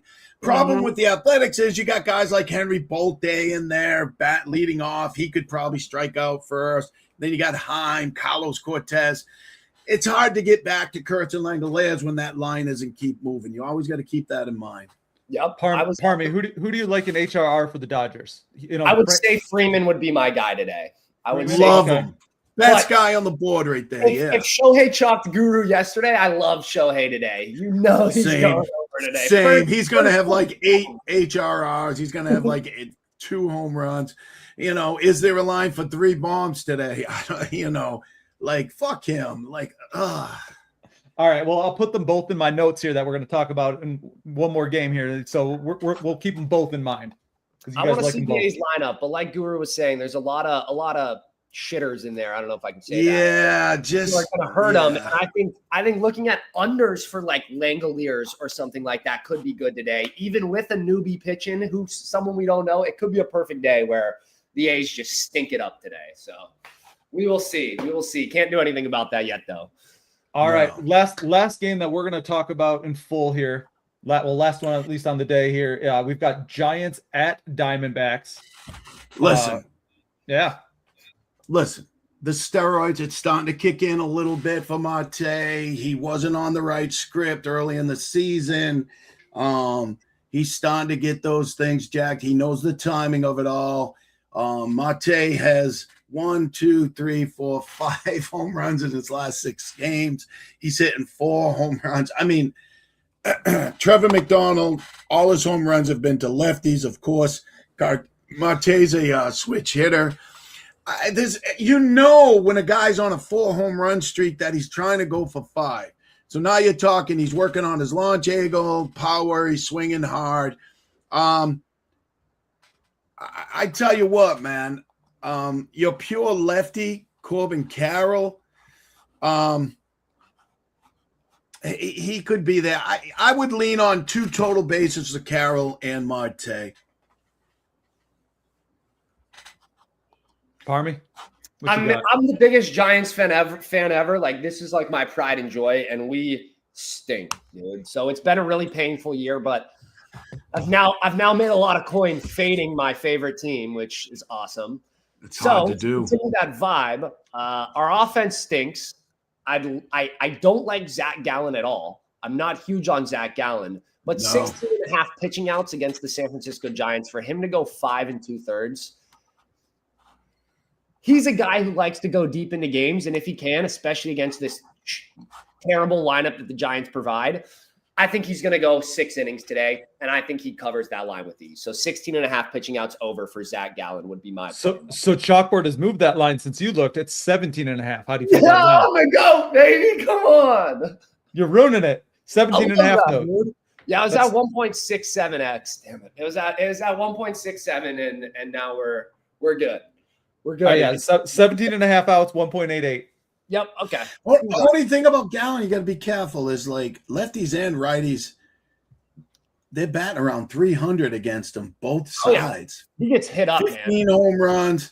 So I would guess, and this is your San Francisco guys, but you know, you look at Schmidt, you look like Chapman, right? Jung Ho Lee's a good hitter. Thank you for taking Devers. I really appreciate that. I think that's when your losing streak started last year. Yes, it is, actually. Yeah. Not a good with him on our team. Yeah, man. We could have a whole nother conversation about that. Kessler goes to the Lakers. Kessler traded to the Lakers. That's huge for them. Yeah, that is good. But yeah, man. Yes, sir. Yeah, we're good. Dude. There we go. KB in the chat. What up, Kyle? How you doing, fool?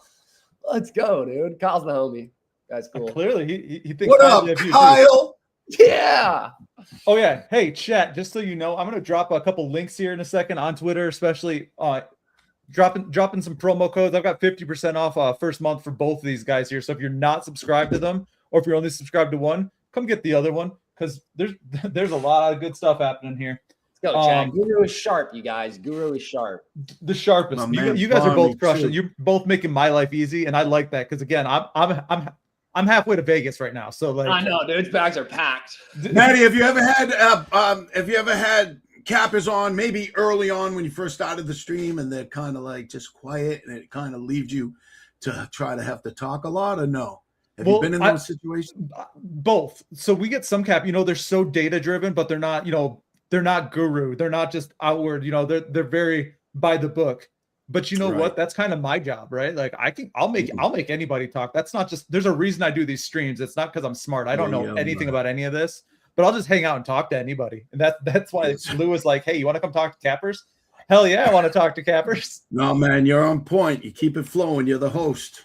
Doing my best. Again, Lou leads with such a conviction to how to do these. He just did that first hour. So for anyone that did the rollover with us, like I had to keep that rolling. So Lou's a segue guy, and that brings us to okay. Lou's a segue guy, but I want credit. I did the segue from first hour to second hour, and I messaged Lou before. I go, watch this. This is gonna be the one. I felt good about it. No, Lou does this like, speaking of Palmy, what's your favorite Parmesan and fries? Speaking of French and soccer, what's your favorite French fry flavor? Right? That's Lou, right? Lou, you on here? Shouting you out, bro.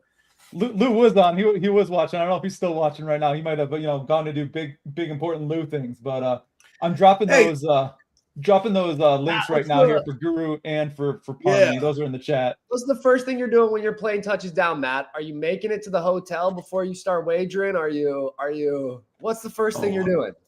Hold on. First off, Lou is still present because he just chimed in. What's up, Lou? First thing, okay. The best. Here's the thing. First thing I'm doing, I go get checked in, of course. Like, got to get into the hotel, got to get all settled. We're going to see where the night's at because, I've been working. I don't know. I might be an early night to prep for a long weekend. That's kind of the game plan right now. Matt? My wife. Who else would I go with? Oh, all right. So strippers are out. All right. No one said that. No one said that. I'm just kidding. All right. So let's talk through this. Let's build a slip together, boys. How's that sound? Let's build.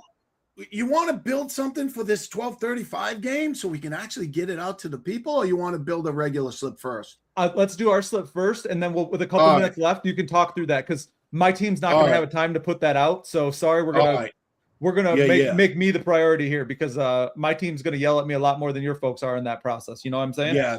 All right. So I love, because we didn't get to talk a whole lot of it in the first hour. I love the Bosnia goalie saves at 3.5. So do I. I think the U.S. peppers the shit out of him, and he gets his hand on 4 balls. So I want to put that on our slip. Tommy, loving the balls. Love it, Chad. Dude, we got to lock back in, guys. Perfect. Love it. All right, so we're gonna put that on. We've got that free play from Chalkboard. If you're not using Chalkboard right now, you're wrong because they're giving you Zach Wheeler 0.5 outs at 1.78. They're saying, hey, we would like you to have some money, build your bankroll. Please take this. So we're gonna include that. But from there, we got to build the rest of this. We talked through a bunch. If you haven't been following, I put some notes next to some stuff. But if there's anything that jumps out that you both agreed on that you love, make sure that we call that out right now. I felt like Bryce Harper total bases was something that everybody was on board with. Am I right or wrong? Well, no, I'm yes, but it's only because we started on the game. That would be the pick from that game. But can we just fade off of Skeens and be even safer? Let's do that. I like that call. What do you want to do with Skeens? I think we're just staying I away. want to do nothing with them. Yeah. Okay. Yeah. All right. Yeah. Stay away. I don't want to do nothing with that game at all. Perfect. I think that's totally fine. He's a stud. He's a stud. Paul Skeens. Yeah, he's been struggling, but he's a stud. All right. I had Ronaldo Lopez under on strikeouts. Ronaldo Lopez on that wasn't me. I'm not a big strikeout guy, so that wasn't me. I'm just throwing up. We're recapping things that we liked, you know. The other one, number's really low. It is really low. I do think he goes under it, but it is low. If we had that 4.5 number, I would say let's dive right into it. But let's move. Let's move. How about Matt Olson total bases? Love it.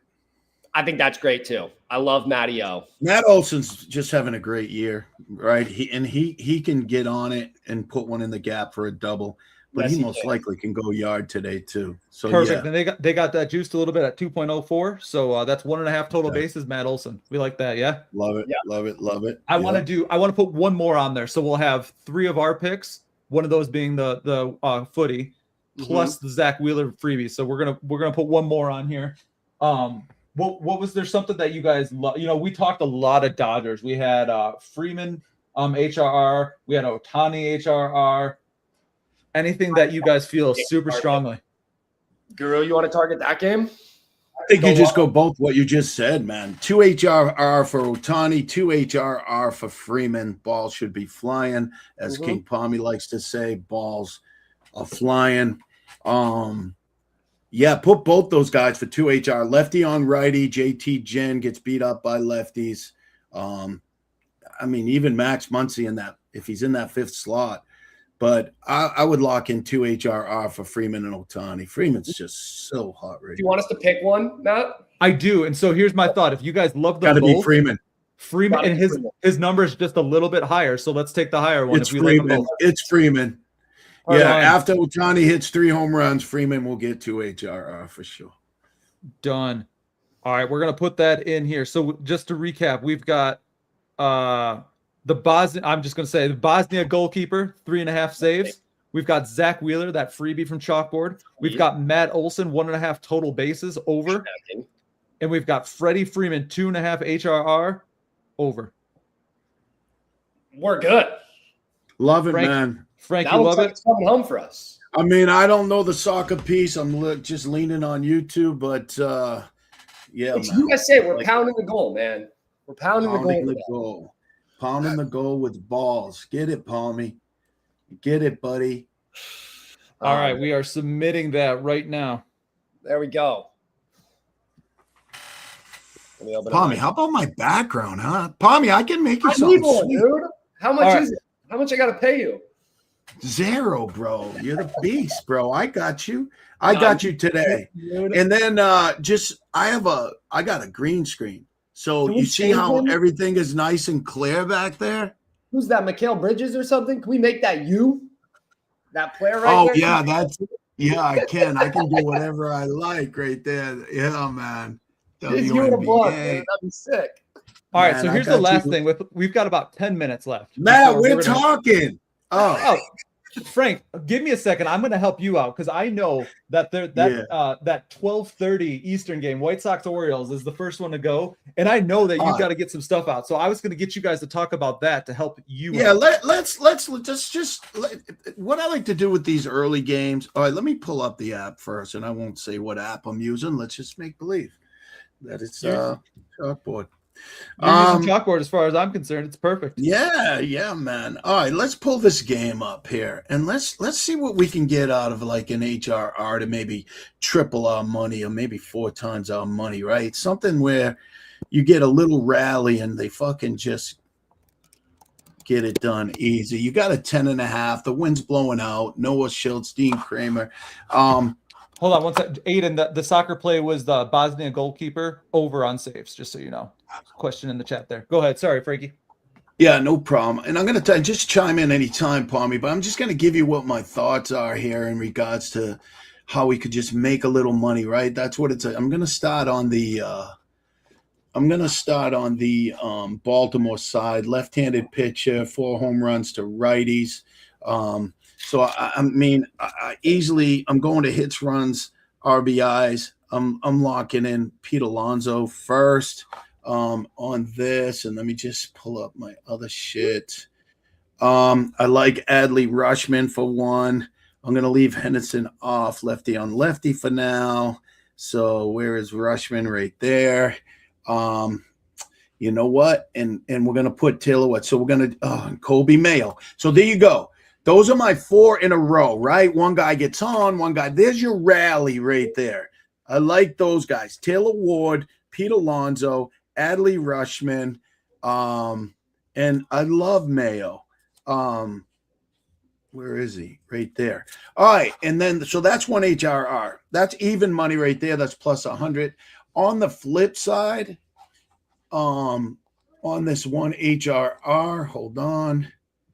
Just want to get to my stats. So I feel like we're watching the expert work right now. This is this is kind of the mindset. Hold on, I just want to check one thing. Antonacci splits. We're not going for anything crazy. We're just looking to make money, maybe double or triple our money. So lefties.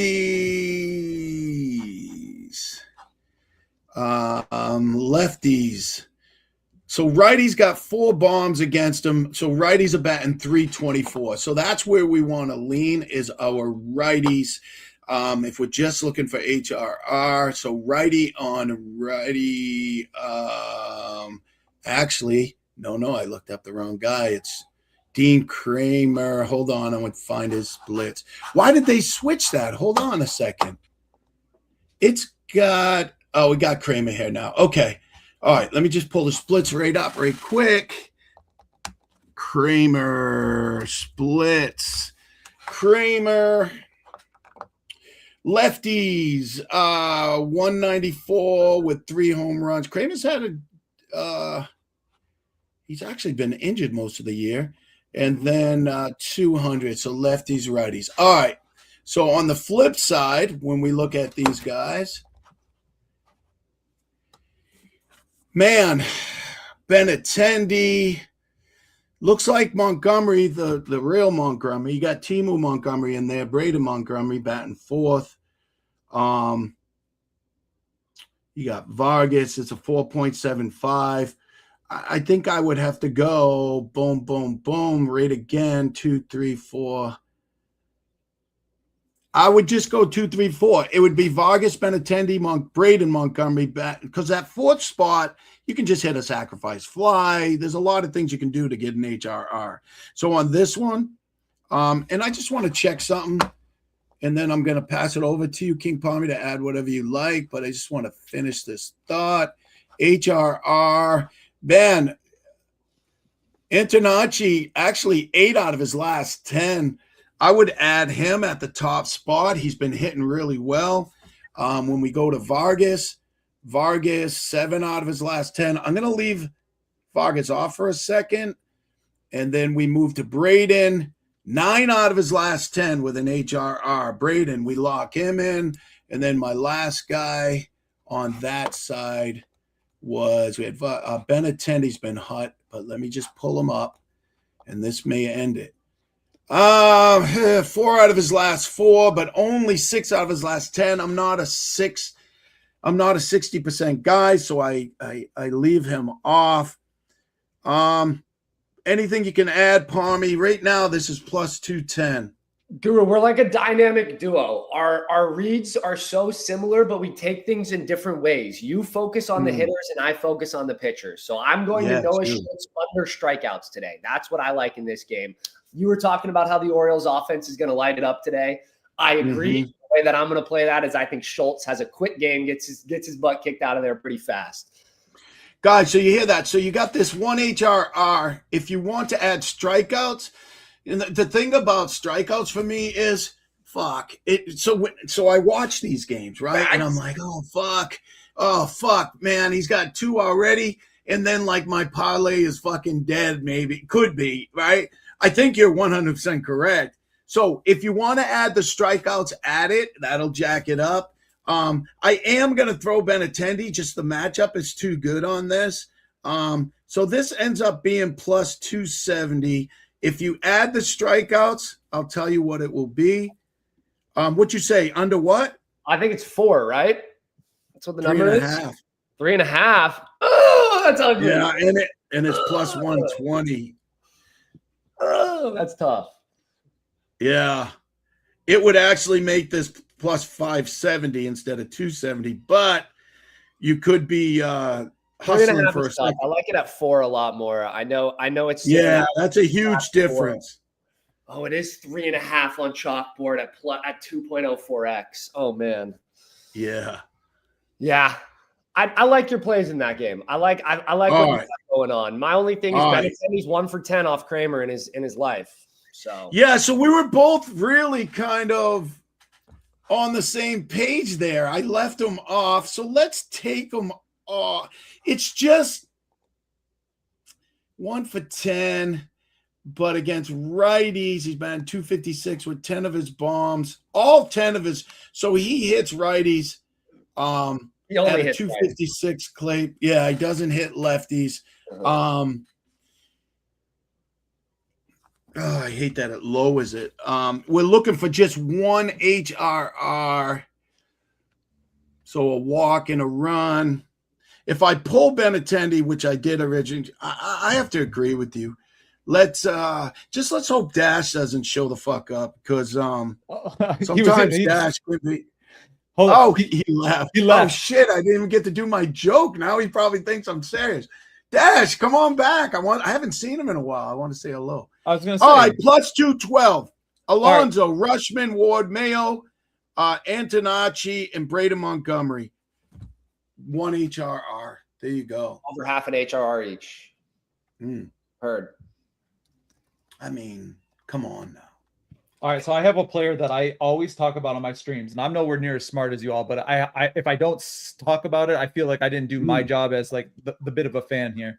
We didn't get to Detroit in New York because, well, it was an early game. I always talk about Kevin McGonigal. I'm a huge Kevin McGonigal guy. I've been on him You since, are a smart man. I've been on him since day one, telling everybody, like, if you go all the way back to opening day stream, I was on with the capper, and I said, hey, you got to be on this guy. And he hit a double off the top of the wall on opening day, and I had him for a home run. I was like, son of a... But if you have never actually watched an at bat from him, he's got such a keen eye for such a kid, for a 20. I think he just turned 21. A rookie, yeah, he's awesome. I'm seeing him. He draws a lot of walks. The other day he killed me because I had him for 1 hit, and he drew 3 walks in that game, and I was like frustrated. But like, what are you gonna do?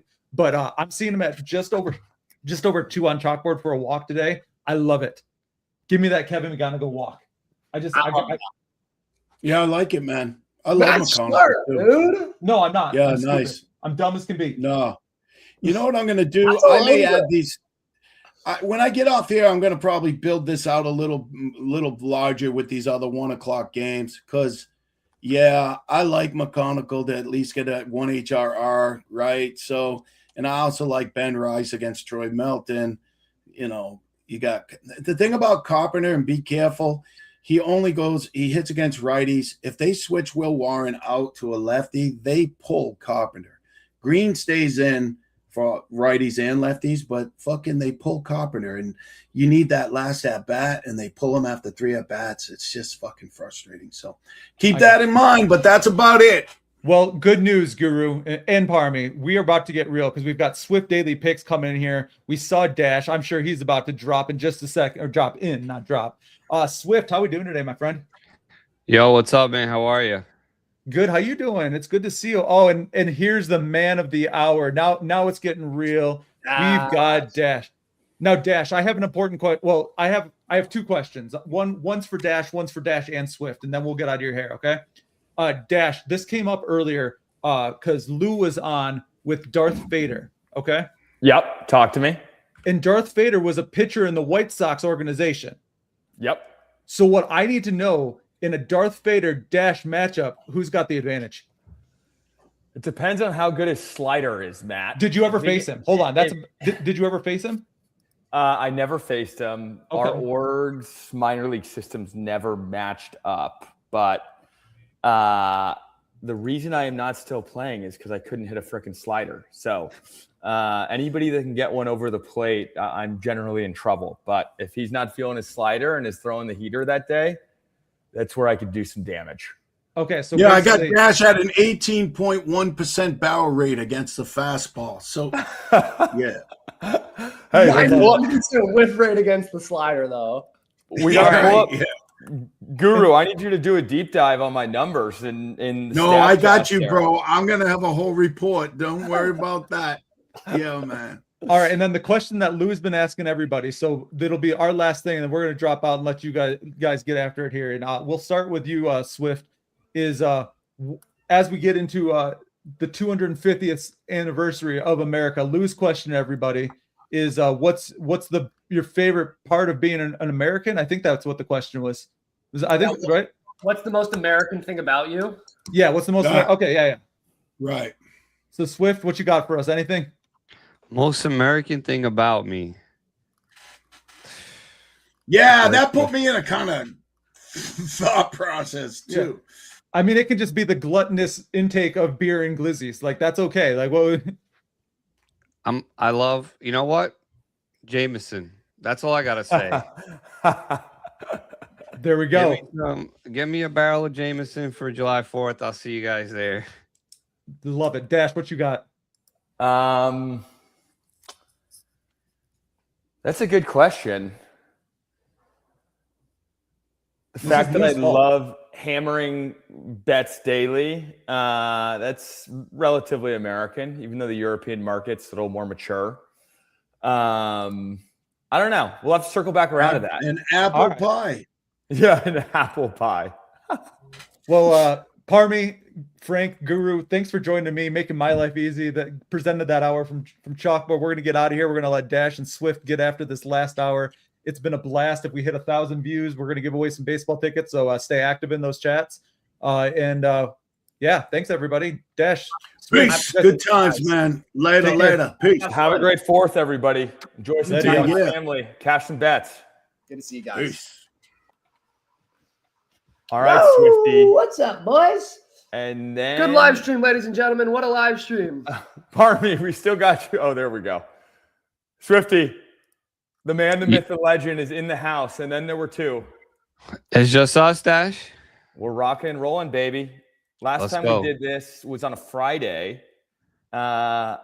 You were off on Saturday and sent me some text Sunday morning with about 5 winning slips. So it's about time we run that thing back, isn't it? Yeah, we hit the 150X on Friday, bro. That was it. You are truly a monster. I need to share my screen and show these folks. Valdez, Okamoto, Clemens. Okamoto came through in the 8th inning to bring us home 148X on Friday night. My God. It is absolutely insane. First of all, I call myself like a decent baseball fan. I don't follow it as closely as I used to, but I don't even know Okamoto. I couldn't pick him out of a line, and you're throwing absolute bombs on him and cashing them. So that just shows where you are and how in the zone you are. So I'm hoping that we can run that puppy back.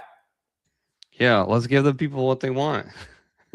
This is truly insane for anybody tuning in. I mean, it it almost seems fake given the success that you've had. Last time we had you on, I guess 2 times ago, we had you on June 12th, and you had hit a ticket the first 11 days of June.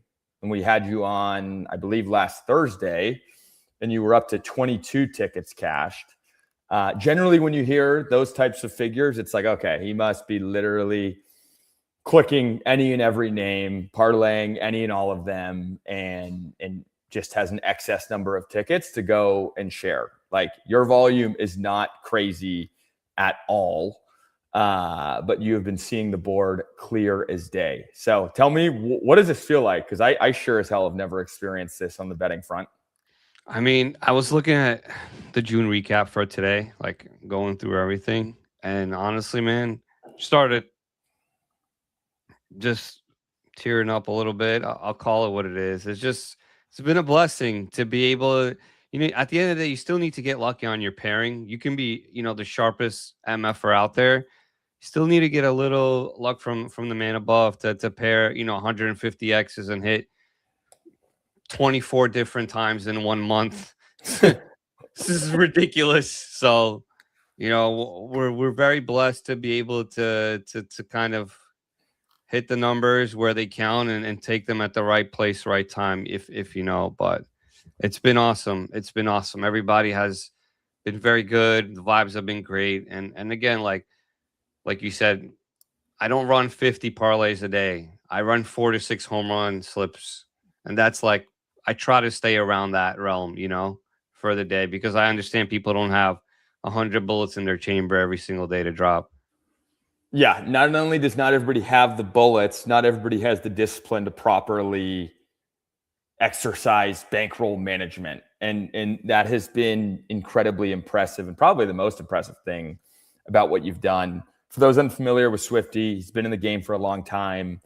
Been on Dub Club for approaching 2 years, but been dominating the betting space for like 5+. I remember when we first met, you were telling me stories about your DFS days, playing in like massive competitions and consistently coming away in the money in those. So if you are looking for a very, very strong community, a team of very sharp cappers, kind of low to medium volume, and in particular in football season, a focus on kind of these longer shot value plays, this is the guy to do it. I mean, you see here the ticket that I've clicked into, Curtis Mead at plus 680. That's not the Schwarber coming in at plus 210, the Otani coming in at plus 250. Yeah, you can still find spots that you target those people. But for the most part, what I appreciate is you hitting these people that, frankly, I don't really know all that well. And that's what makes it that much more fun. Yeah. Awesome, brother. Well, hey, let's jump in because we got an early slate of baseball today. Oh, here we go. We got some action from the crowd. So I got to give these folks some shout out. Emily Beals is calling you Swifty the GOAT. That's a beautiful thing right there. Lola says, thank you guys. Definitely don't thank me. Thank the man, the myth right here, Swifty. And let's jump into the board because we had our first game of the day. We're about 25 minutes away from first pitch, so we don't need to go too deep into this one. That would be the White Sox-Orioles, first pitch at 12:35 p.m. Eastern. If there's any live listeners that are tuning in and maybe want to get something down there, is there anybody that you feel strongly about in that one, Swifty? It's going to be an interesting game. Honestly, first game on a slate. Typically, I don't love too much, but I will give out a play that I ran Antinoki, not Sam. He's leading off for the White Sox today. I like him to cover his 2 bases or 1.5 HR today. I think he'll be in a good spot against Dean. So we'll see how it goes. Funny thing on Dean Kramer, we talked a little bit about that's your boy right there. Past. when I showed up to my first spring training, my locker was directly next to his, and he's still going strong on about year 5 in the big leagues. So congrats to him. He's doing good, man. He got that stuff. He does. Electric stuff, doesn't always know where it's going. So we're hoping that he serves something up to Last year, Antonucci. I used to take him in day games for his strikeouts. He used to cover them by like the 4th. He's good on the K side, but he just, I think his 2nd game back, I believe, if I'm not mistaken, like 3rd game back. So we'll see how it goes. He hasn't pitched in a minute. That's something that I'm very curious to get your take on in regards to day games versus night games. Obviously, final game of the series or around holidays, sometimes the schedule can be a little wacky. I know some people completely stay away from day games because generally they lead to some type of craziness. Either both teams come out super flat and it's like a 1-0 final, or chaos kicks in and you see an 11-10 final. So I'm curious if you have a take on that in regards to, do you feel fully comfortable targeting those day games? Do you have extra value in those day games, or is it kind of just same old, same old? Yeah, I think that's a great great question, especially for people who don't know. Player tendencies are a real thing in baseball, especially with splits like daytime, nighttime, away, home, even specific days on the slate. Yep. We're building an app right now, Dash. So we haven't really talked about it much to the public yet. A lot of the factors in the formula, especially for baseball, are those type of situational at bats. So, for example, I'm just going to use the Nationals. During the day on Wednesdays, they really don't bat too well, for example. So, I tend to fade teams in those scenarios. Yep. But again, yeah, that plays a big role in my decision making. That tool that you mentioned, where you are essentially dumping all of the knowledge and expertise that you've built up over the last 10 years of betting, very, very excited for the public to see that. In conversations that we've had, it's like, all right, I'm taking everything that I've learned, everything that I know, everything that I specialize in, and really giving folks a peek behind the curtain. I assume that that's played a significant role in your absolute nuclear month of June, but more to come on that, unless you're interested in sharing a bit more. I'll leave it up to you. Yeah, I can definitely attest to the success that we had in June, since we've been using it on the back end, and in June has been pretty much the model and just the selection process, but it's awesome. There's going to be a lot of different information for a lot of different users. For someone who's not too familiar with baseball, they'll have a selection of recommended picks. For someone who needs to go deep dive into pretty much the last 3 years statistics of anything ever in baseball, they'll have that as well. So it's going to be an all-around kind of tool that you can use, from a 1%er who's very sharp to someone who has no idea what an out is in baseball. So I'm very excited for that. That is what I love about what I've seen thus far on that front. Is it reaches all audiences, whether this is your first day betting or you're like you, who's been doing it for decades. Everybody on the spectrum can get value out of it. We got a question from Aiden. Aiden Boyd here says, Sam for the HRR. Yes, that is correct, Aiden. Sam Antonucci. Once again, that's not the easiest name to pronounce, but just want to confirm that with you, Swifty, that is who we like for either 2+ bases or 1.5, over 1.5 HRR. Yeah, 1.5 should be good. It has no value for a straight. It's -180, I think, -160, something along those lines. But if you want to go with the value, probably 2 bases would be as a straight would be a little bit better, because you get it at +100, +105. Amazing. I want to go ahead and give our presenting sponsor a shout out, Onyx Odds. I was just scrolling through your feed here. Holy smokes, man. This is one of your is this you or one of your subscribers? 75 turned into 13 grand.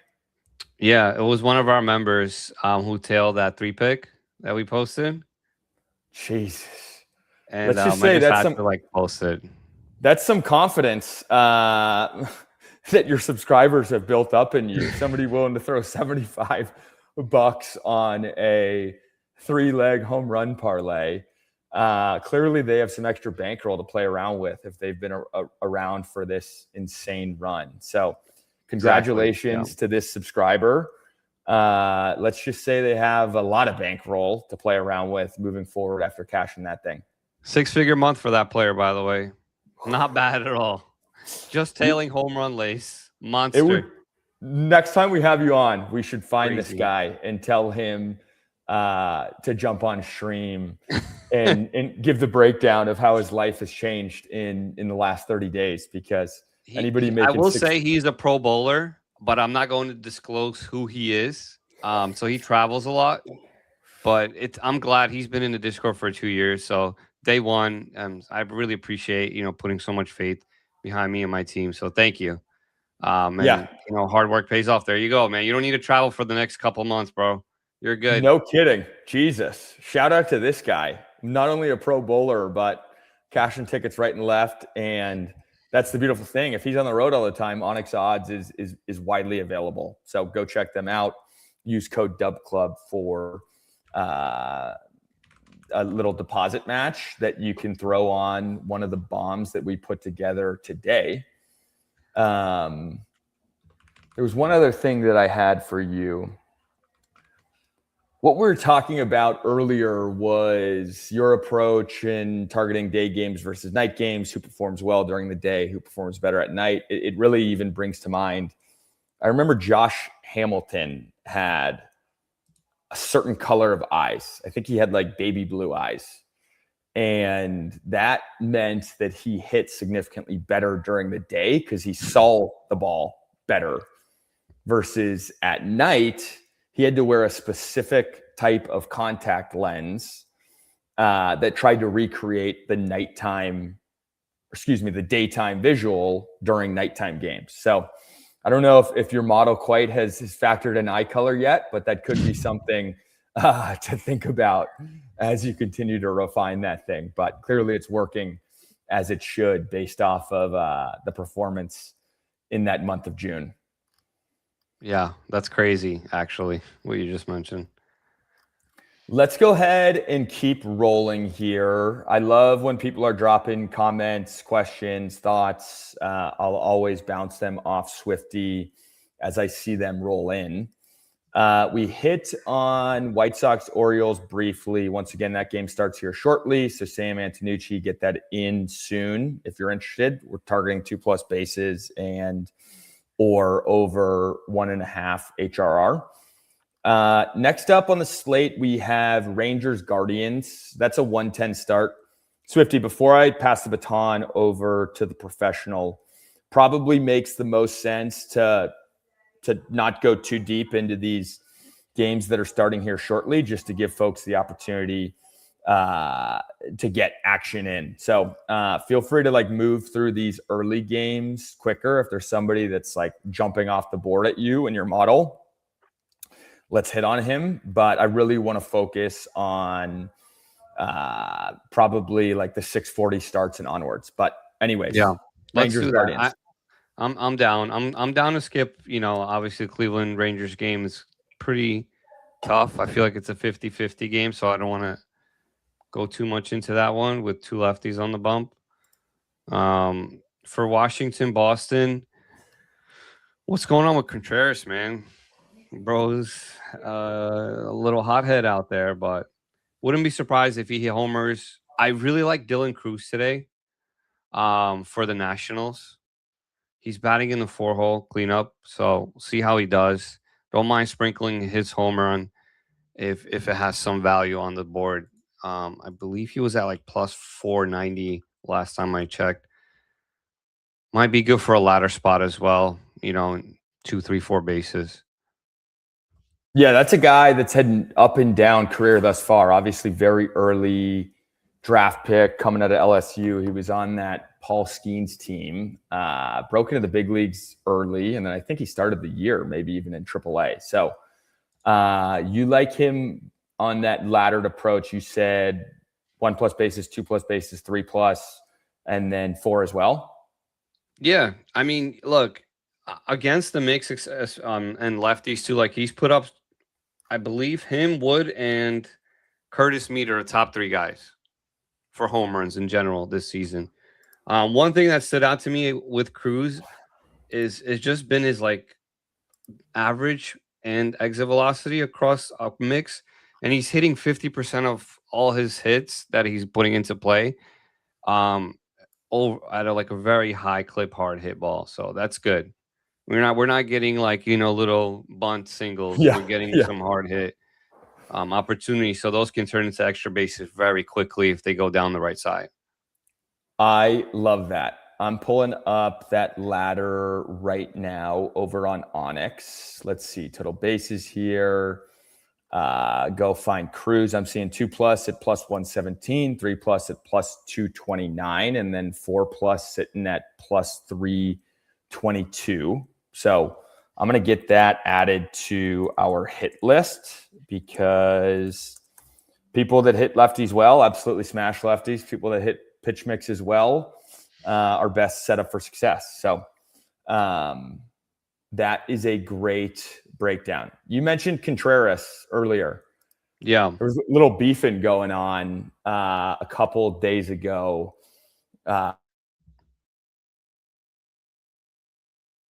Ridiculous, especially in the position that he plays. Do you like sometimes trying to catch the falling knife, somebody struggling, not performing well? You're like waiting for that breakout, or are you trying to target them shortly after you see them really starting to heat back up? It's a great question. Like it's a good opportunity to target players, especially like Contreras, right? Like he's a leader of the team, one of the top guys. So I think he kind of plays with the chip in his shoulder, right? You played ball, Dash. Obviously, someone talks smack. Bench is clear. You're coming in with the chip on your shoulder next day. So we'll see how he responds today. I'm very curious if he's gonna send one to Mars, but I do like to target the guys who can actually like got the ice in the vein, and I think he has that DNA in him. 100% agreed with that. He's the type of guy. You see 2 types of people that get in that conflict and it kind of freaks them out for a couple of days, or people who it's like, holy shit, I am ready to get after it. And he absolutely has that fire. So great answer to that question. We can keep moving to the next one here. We got Padres Cubs. That's a 2:20 Eastern first pitch. Cubs are sitting at -130 favorites, going up against a former stud. I haven't heard his name much this year, in Walker Buehler. That total is sitting at 12 right now. Games in Wrigley, wind must be blowing straight out. I imagine that you probably have something that you like in this one. Yeah, I mean, I was kind of trying to lab it earlier before stream. I will say the Swan is on absolute God mode right now. Mr. Dansby Swanson himself, as I don't know what he's doing, but the guy is on fire. I don't mind taking him. There's been a lot of home. Yesterday was a crazy amount of home runs in that game. I think it was like 8, 9 just from that game alone out of the 41 total home runs that were hit yesterday. So definitely going to be interesting. If I were to go with someone, I do like maybe PCA on a back-to-back. He's also been cooking. Only thing with Swan, it's tough. He's batting in the 9 hole. You know how it is, like with like less opportunity, but the value is there, plus 450 if you want to run him. But I think he's going to continue to stay hot, especially with the wind blowing out in Wrigley. One of the only parks really where the wind is the biggest factor, and we know how that goes.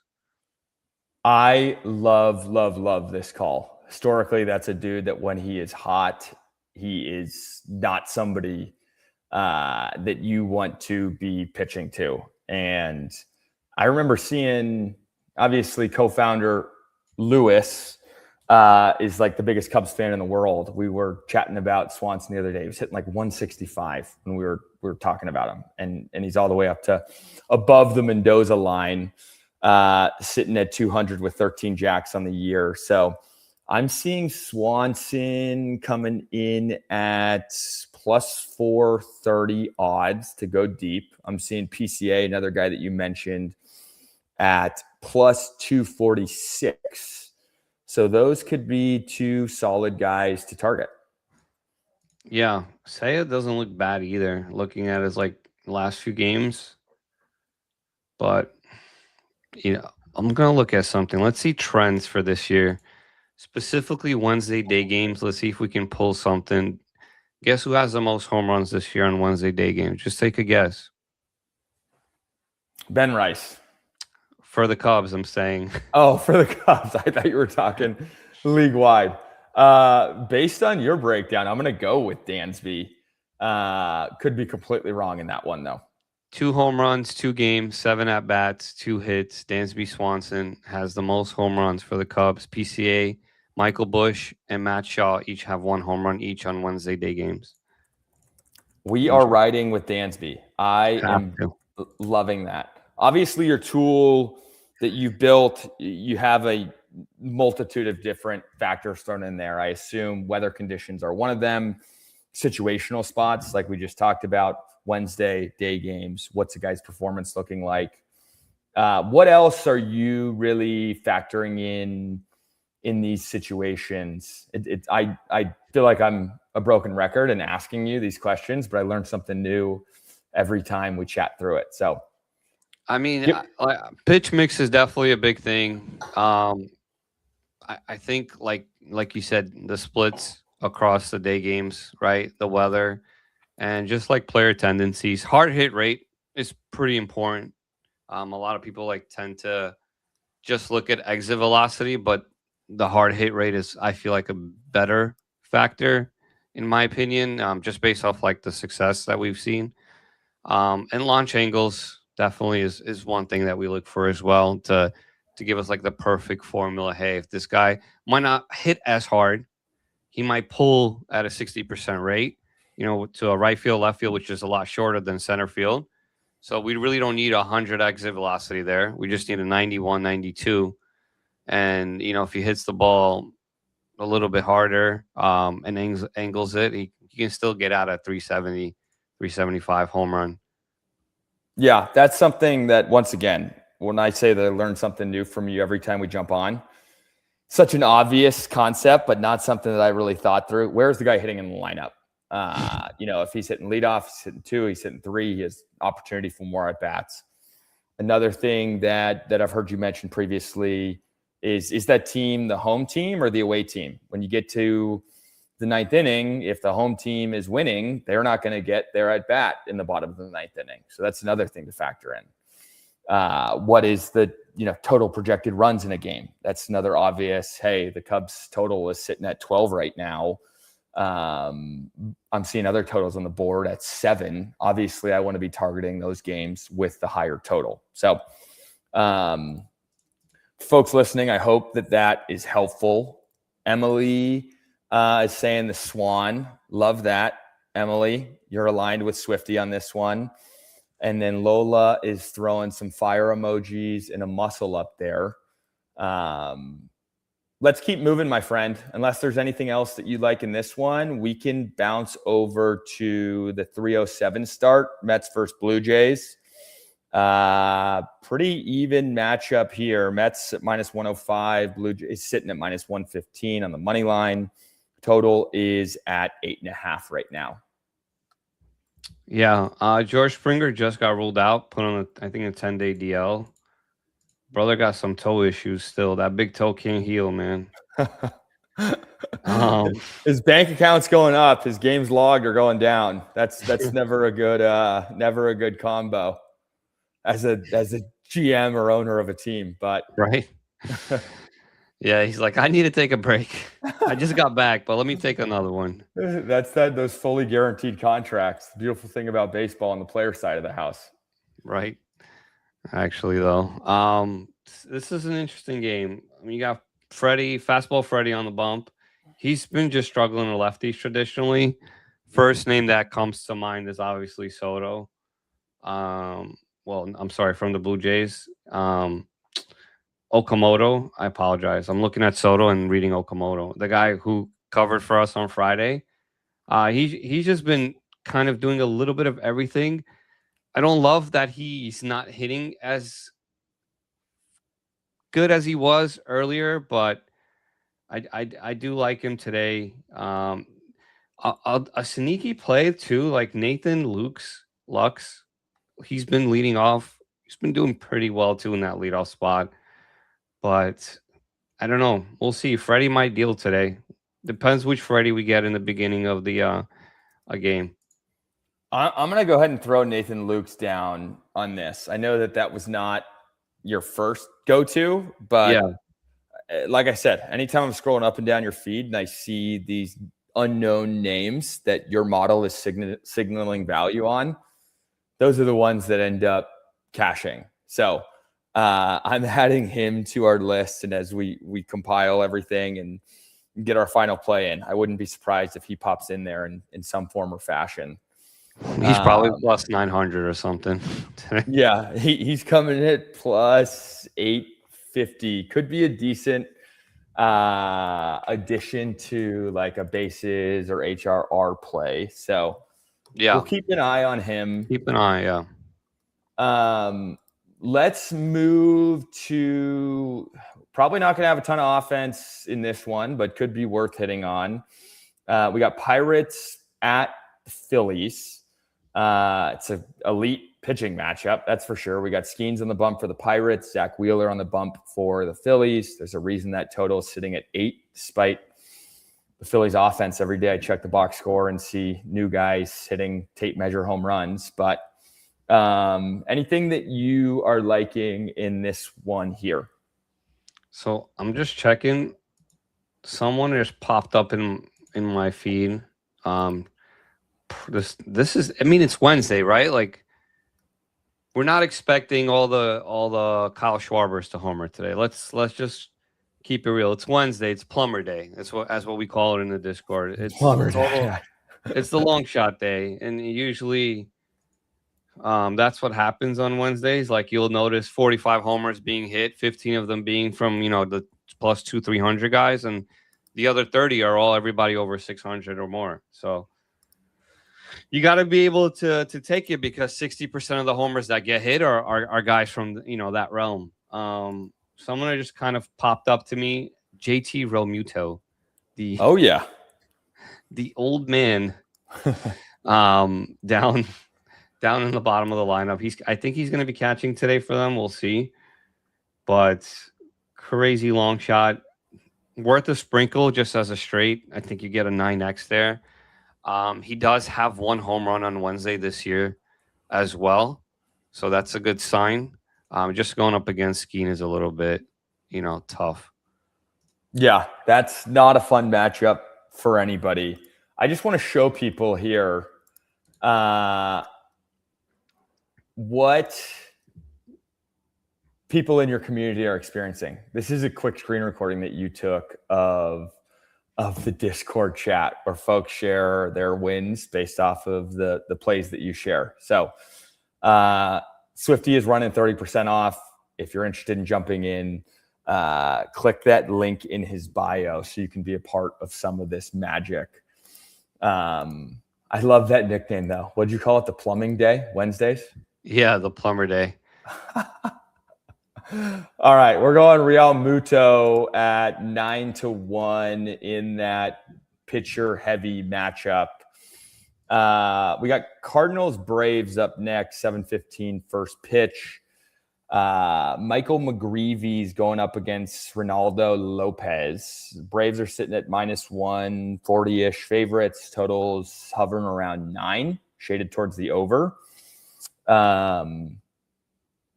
Anything that you are liking from your model in this matchup here? I mean, this is where the model doesn't play as much as a role as I would like it to. Like the Braves have just been awful. They've lost their touch in the last week or two. I mean, the guys are literally stinking up the whole place. They need to figure it out, man. I think who was pitching yesterday? Liberatore yesterday was pitching for the Cardinals. Came off like a 10K day. I mean, if you're getting K'd 10 times by Liberatore, you got some problems in the locker room. So this is the weirdest sport in the world. The Braves were literally on top of the world through the first 40, 50 games of the year. Michael Harris having like an all-time season. Feel like he's been stuck around that 14 home run mark for quite some time. So I don't blame you for being a little nervous about this one. Because right now you never know what Braves team you're going to get. 100%. I mean, I like Rowdy Tellis more than I like, Matt Olson at this point, and he's coming off the bench. So I didn't even know Rowdy about them. It was still in the league. Oh my God, Antonocci just homered. Oh my God, let's go. Are you serious? This is what we do, Dash. This is what we do, baby. We got to get a reaction video cut up of that one. That is ridiculous. Oh my God.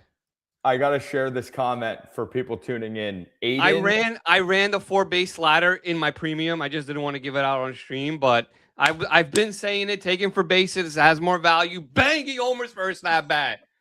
Let's go. You are a dog. At 12:12 p.m. Eastern, Aiden asked, should I take Sam for the HRR? Your response was, take him for the HRR, take a bases ladder, maybe even sprinkle a little home run action, and look what happens. Unbelievable. This is what it's about, man. Oh my God, my hands are shaking. Everybody in the chat's going crazy.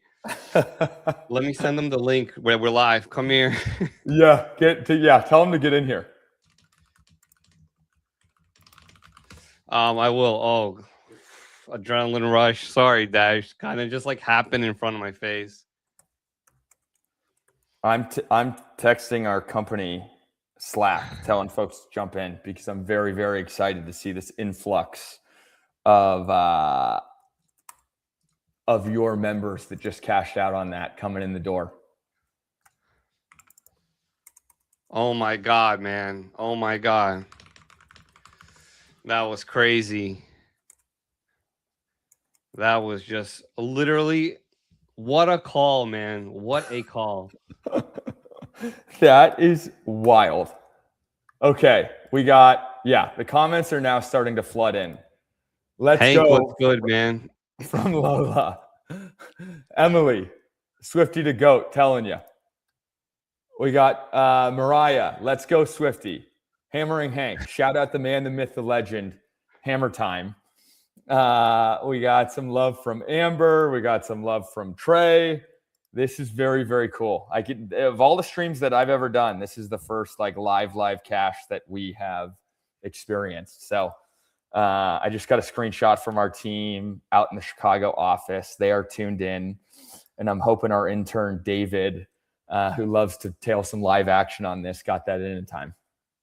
I hope so. That would be awesome if some people from the stream caught it. Oh, here we go. JB. Shout out JB from the Dub Club team. Let's go ahead and keep moving. I got to keep my eye on the chat because it's going to be hard to share all the comments that are pouring in. But for those that are just jumping in, Swifty gave out Sam Antonucci over bases, over HRR, and in his first at bat, the guy goes deep. That's a beautiful thing. Plus 650, man. That's crazy. Okay. Like I said, going to be hard to beat that, but we got to keep moving. I can't keep you here all day. Yes, sir. We got Rays Royals out in Kansas City.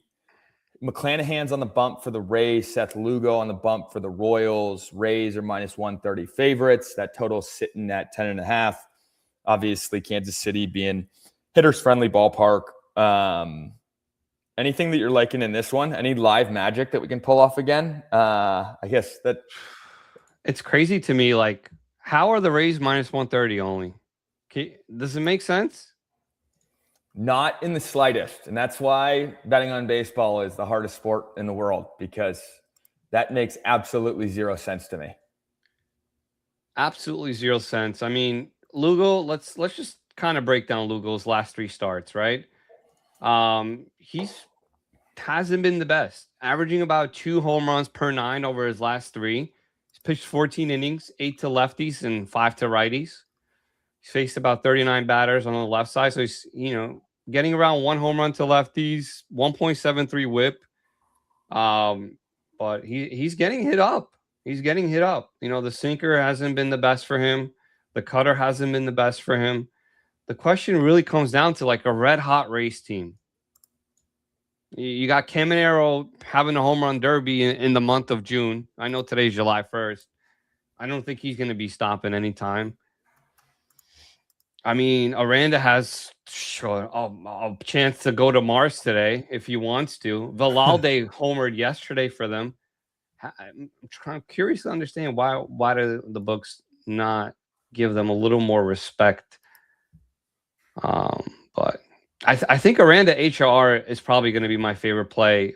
He does walk a lot too, so it gives him more on base percentage in my opinion. So he can get a run in here and there, especially if Caminero is behind him. They might not pitch to him and all that stuff. And then you got Victor Mesa batting in the 4-hole today. Interesting. It's going to be an interesting game. I do like Aranda 1.5 HR if I'm out to give out a play. Aranda 1.5 HRR over. Aranda HRR over. I could not agree with you more on this one. This just smells fishy. It's like one of those college hoops matchups where top 5 team is going on the road playing an unranked team and they're only 2-point favorites. That does not make a ton of sense to me. But I like that read on Aranda a lot. That can be kind of a piece of one of our safer plays. Yeah, for sure. I love this call from the Hammer. Hammering Hank says must tail the next HRR after Antonocci. He's feeling the Swifty magic. So shout out to you, Hank. My guy Hank, bro. Thank you. I appreciate you. Goat. That guy's a straight goat right there. 3, 4, 5. All right, we got 5 more games on the slate, Swifty. We got Antonocci was your favorite play thus far, and the dude goes deep in his first at bat. Other plays that you like are Cruz laddered bases, Dansby to go deep at plus 430. We got Nathan Lukes was like a longer shot call out, dude jumping off the board at you. Real Muto, another longer shot guy, value play there. He was sitting at around plus 900 to go deep. And then we got Aranda HRR over 1.5. So with 5 games left on the board, are there any that specifically you want to jump straight to? We got Reds Brewers, Twins Astros, Marlins Rockies, Dodgers A's, and Giants D-backs. Good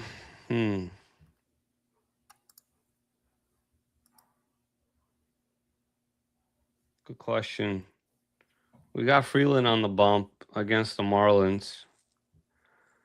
Let's go to the Minnesota-Houston game. I've had enough with these guys. I'm going to be honest with you, Dash. They've just been we either get a 2-1 game or we get a 7-9 game. I mean, enough is enough, Mr. Yordonsky. We need some results. Houston has been just straight poverty, 43-45 on the season. I mean, you're at home. You guys need to find some rhythm. It's like chasing the run in Baccarat, if you will, and you got to catch it. I do want to look at Minnesota as well. Imai has been, kind of awful hit and miss as well. Like one game he'll give you 10 Ks, another game he'll give you 6 walks in the first 2 innings. So I'm very curious. Let's start off on the Astros side just to kind of see what's happening with Taj. last 3 games from Taj, we kind of seen him struggle to lefties, and that makes sense. He throws that fastball, 100 miles an hour pretty much. And it's probably his location where he stuff gets the issues. From the left hand side, I think probably Jordan hitting the salami yesterday gave him a little bit boost. I always like to take Jordan for a homer at home. Personally, just like you have to run it because that's his park. Trammell has been on a heater as well, but I think if we're gonna run somebody from that team, somebody who can really just hit that four-seamer, I probably let's take like Jordan for 2 HR. It's not a bad play. I know it's a little bit juice, but if we're gonna lay it in, I think that's a good one to move with. I love it. That's like one of the rare, very rare, quote unquote chalk situations for you. But when you do give those out, they hit a lot more than they don't. So I like that play. We're talking about an MVP candidate here. Let's see if I can find what that HRR is sitting at. That can be a good kind of pairing piece. Yeah, we can probably pair with like Aranda, and you want to add Nathan for 1 HRR, make it a 3-man. It wouldn't be like a nice little 5X or something potentially. Yeah, I like that a lot. Let's do that. I think it's good. Nice little 3-man, 5X, little half unit play. That is money. I'm going to lock that in. We got Jordan, Luke's, and then who was the third that you wanted? Aranda? Aranda. I will say, though, is Buxton going to be playing today? We don't have lineups confirmed, so it's probably going to be an integral part. But let's just assume Buxton is going to be out for his 3rd game, and Brooks Lee comes into the 2 spot. I don't mind him for a long shot for a homer today. He has a really good opportunity to go yard. Beautiful. When you're feeling it, you're feeling it. And I'm getting good vibes from that play right there. So let's keep moving. Should we hit on Houston versus the Twins? You mentioned Marlins at Rockies. Meyer throwing for the Marlins. Freeland going for the Rockies. That total is sitting at 11. No surprise there with that game being played out in Colorado. It is 11 shaded towards the under. Anything that you have locked in that you're willing to spill the beans on in that one? Haven't gotten that far. I typically like to just get lineup confirmation before I place the later games. Yep. Just because, like for me, where they bat is a big indicator of kind of how they do traditionally. So, part of the formula type situation. But listen, the Marlins have been hot, man. I can't say nothing. Let's take a look. Just those 2 teams in general. Let's pull the Rockies. Let's see what the model likes. Rockies and the Marlins. Where's Miami real quick? Kyle Stowers hit a triple yesterday. This guy can't find the red zone or the end zone. Yeah, there was a point in time last season where I think like 50% of his hits were home runs. Now he's ripping triples, doubles. So it's good to see him getting hot. I checked the box score yesterday and saw a little 3 for 6 action. When your team puts up 14 runs, you hope to be doing something like that. I've been noticing like a common trend when players are playing the Rockies. That's actually I haven't been running, but I think we need to start running it. Is taking players for 2+ hits instead of like a home run, because there's still good value there. And you guys can get plus 200s if you pair 3 players. You got a nice little 30x right there. What I learned from you on that front was you had like a 280-1 ticket with the last leg being Brandon Nimmo to go deep. And Nimmo ended up going like 3 for 4 or 4 for 5 in the game. He racked up like 5 total bases. And you had mentioned that that's a move that you'll make sometimes, is rather than taking the home run, maybe get a little bit, shorter odds on 4+ bases, hoping that, hey, if this guy's swinging the bat well, maybe he does get 3 hits, 2 singles and a double, and he hits that 4+ bases threshold, but it doesn't require the long ball. So I found that fascinating and have been playing that a bit more when I really do feel strongly about a guy. 100%. Especially like, Nimmo's been struggling to put it over the fence. So I was in shambles. That was another 200x. Nimmo hit 2 doubles off the wall, and I was just laying in the middle of the street in New York City, bro. That was the last leg, and he covered 4 bases. All I had to do was just switch it over to 4 bases. Oh, and like if Nimmo's sitting at plus 550 to the home run, his 4+ bases is like over plus 400. Plus 400, easy. Yeah. So it's not like you're taking a huge haircut on the overall payout on that one. So for those of you listening, if you're getting beat by the last leg of a home run parlay, don't be afraid to potentially sprinkle in 4+ bases rather than a home run. I'm looking at Stowers 2+ hits is sitting at plus 150. That's pretty crazy for wow, a guy hitting 235. He has been hotter than hell. How about, I got a question for you, Hunter Goodman. I haven't seen him in many of your slips. He's got 26 pumps on the year. He was an all-star last year. Is that a guy that you've ever targeted? Let me tell you a little bit about Hunter Goodman here, Dash. Hunter Goodman basically founded Swifty. That was my first. Him and Buxton. So we've been running. I'm going to give out my sauce for this one, but whatever. If you ever see a Hunter Goodman Buxton home run leg be hitting in April, May, and June, just know that it all came from your boy Swift, because I'm the originator of that 2-man. That is, like, you can ask the 10,000 people in our cord. That is my original 2-man that probably has hit at least a dozen times in the last 2 years for like 30x. That is a pretty sweet combo right there. There's a reason Trey Savage is calling you Swifty the GOAT. Yeah. Thank you, bro. I appreciate that, Mr. Savage. Okay, so I was wrong in that. I said that I haven't seen you go to the well on Goodman much yet. He did sell me yesterday. The man went like 0 for 4. But one thing that you are right about when you just call his name out, Dash, he has the most home runs on Wednesday this year at 5 in this matchup. So definitely has a chance to go yard.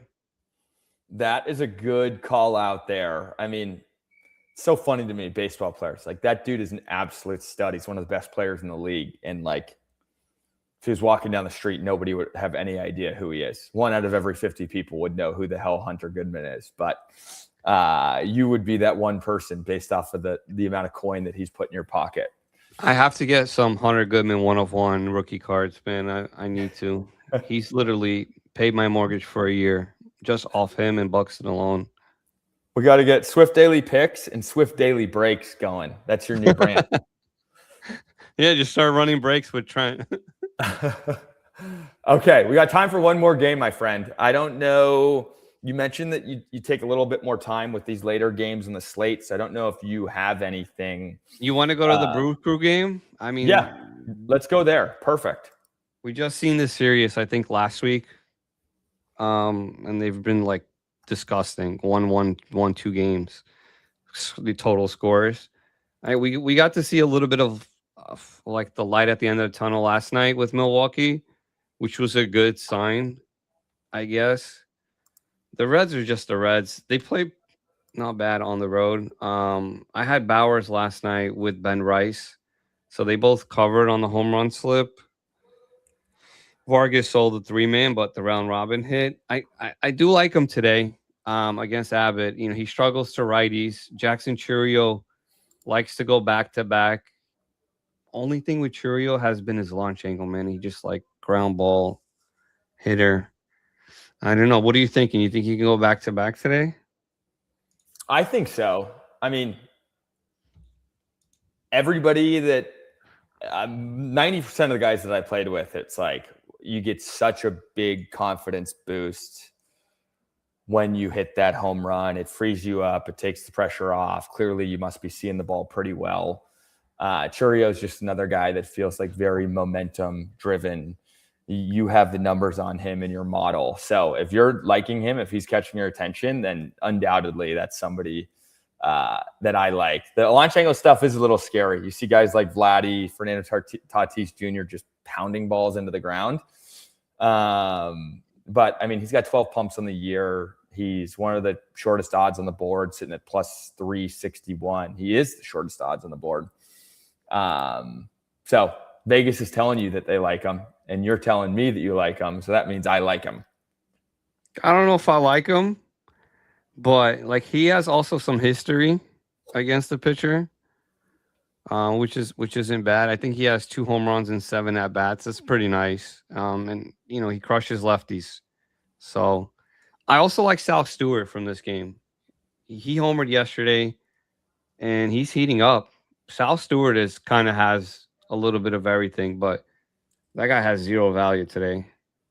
He's having that like typical rookie breakout year, come out of the gates on fire. Teams start to really figure out what his strengths are, what his weaknesses are, how to pitch to him. So he went through that bit of a lull on the home run front. You mentioned he went deep yesterday, so that could mean that he's making the proper adjustments to combat how opposing teams are pitching him. So yeah, he's sitting at plus 364. I got a question for you. One of the biggest names in the league last year, the bigger breakout stars, longtime veteran, Eugenio Suarez. After hitting like 60 pumps last year, he's been horrendous this year. Sitting at 8 jacks on the season. In my opinion, it's only a matter of time before like he really, really breaks out. What is your model? What are your thoughts on Suarez? His exit velocity has been just a little bit, subpar. I think he's having a tough time getting hard hit ball, like in play balls. But other than that, I think he just needs to catch rhythm, man. It's crazy how big of a difference, it is. The guy was one of the top home run hitters last year. Yeah, he hit 36 jacks in his time with the Diamondbacks. He was like the most sought after late season trade piece. He goes to the Mariners and hits 13 more pumps for the Mariners. But it's just been a wacky year for him. And it's not like it's in a small sample size. He's played 56 games, 200 at bats, only scored 18 runs. That's pretty wild, with just 8 home runs in the year. I wouldn't be surprised if he goes. I mean, he's like creeping up. I think he hit a homer a couple games ago, if I'm not mistaken. So he's coming up. All right, Swifty, we just hit the top of the hour, and you've been very, very generous with your time, so I appreciate it. It's been fun having you on 3 straight weeks. You've cooked up plenty of winners on DCTV streams previously.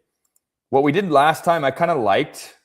We did one safer play and one like kind of longer shot play with Bet Sharper. The safer play that I have targeted is Alvarez over 1.5 HRR.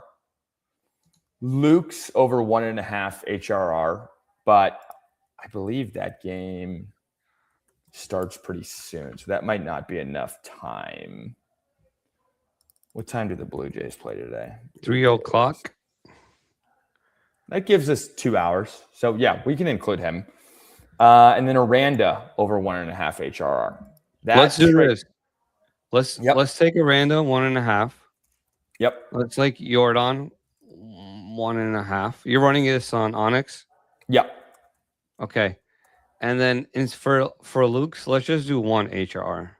Perfect. 1 HRR. Okay, let me pipe these in and see what that comes out to. Well, I'm doing that. Other names that you really liked were Dylan Cruz on the basis front. I'm trying to piece together a little home run piece for us. Dansby you really liked, sitting at plus 426. Real Muto was a name that you threw out as like a longer shot. That's like in the plus 900 range. So we could probably leave him off unless you like really are liking him. Who else on the home run board outside of Dansby is catching your eye? We can do Dansby. You want to take Young, or it's going to start too early? Let's try and target one of those games from 640 onwards. Let's do Sal Stewart. Fuck yeah. Right? We put him in. I mean, Jackson Churio might go too. Fuck. Why don't we do a little round robin piece? Dansby, Sal Stewart, and Churio. Can't. Because it's SGP. It has to be a different game, right? True. Let's see. Hold on. We're going to find one right now. While you put that together, I'm going to give you one.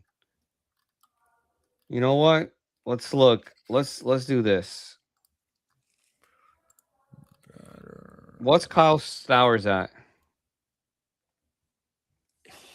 Good question, because he's definitely due. Let me find Stowie. He hasn't hit a home run in like his last 8 games, but he's hitting like 600 over that stretch. So he's due to get something airborne. Stowers is... I was talking with Matty Covers earlier. Stowie lives around the corner from me. He asked if I could babysit his dog. I couldn't do it for the 4th of July. He's sitting at plus 375. Interesting. What about Hunter Goodman? Let's take a look. I'll pull it. Goodman's plus 250. It's plus 240. Damn, no value either. This is why you're the man. You're value hunting. You're not just throwing stuff at the board and seeing what sticks. I mean, I like Goodman because he sold my ass yesterday, and usually he goes the next day. But, you know what? Let's do. I have a different. This one is gonna change it up for you. Let's do South. Let's do Swanson. Yep. Let's do Swanson. Let's do. You like Sal Stewart or Churio? Who do you like? I like Stewart. All right. Let's go with Sal. And then I'm gonna add. I want to put Goodman in, but I just can't at 240. I just can't. I'm going to find a way to sell this thing. I'm going to say Sal Stewart and not say yes to Churio, and Churio is going to be the one to go deep, and Stewart's going to have 4 punchies. Nah, it's going to be both of them. They're both going to homer. And then Rafael Devers for the nightcap. Oh, let's go. A little Devers action. He went yard yesterday. He got that big pack lips. He's seen it. 96 Evo, 20% launch angle versus the Mix, 438 batting average. I've seen enough. Dash. I'm locking him in based on those numbers. That is our guy. Let's do it. Let's get it done. Swifty, you are the freaking man. I'm going to give one last little recap. We got our safer play. We're targeting Yordan Alvarez over 1.5 HRR. Nathan Lukes, 1+ HRR, so over 0.5. And then Aranda over 1.5 HRR. I'll get the odds on that afterwards. It was taking me too long to scroll through and find those guys. So we'll make sure to post those. And then the 4 home run plays that you were really like getting fired up about. Dansby was 1, Sal Stewart was 2, Churios was 3, and then Devers was like blinking red at you. So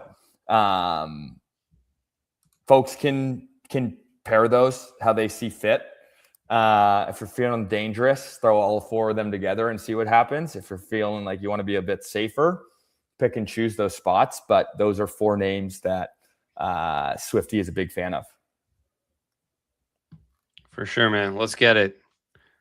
All right, brother. We're here for you guys. You are a legend. Thank you so much once again for taking your time. Everybody go check this guy out. He's going live all the time on TikTok. He's giving out free winners on Twitter. Go subscribe to his Dub Club. He's got 30% off running. Hoping to put together another historic month of July, coming off one of the crazier months of June I've ever seen. So thank you, and have a great 4th of July, my friend. Thank you, Dash. Appreciate you, man. Have a great one. I'll talk soon. See you, brother. Peace.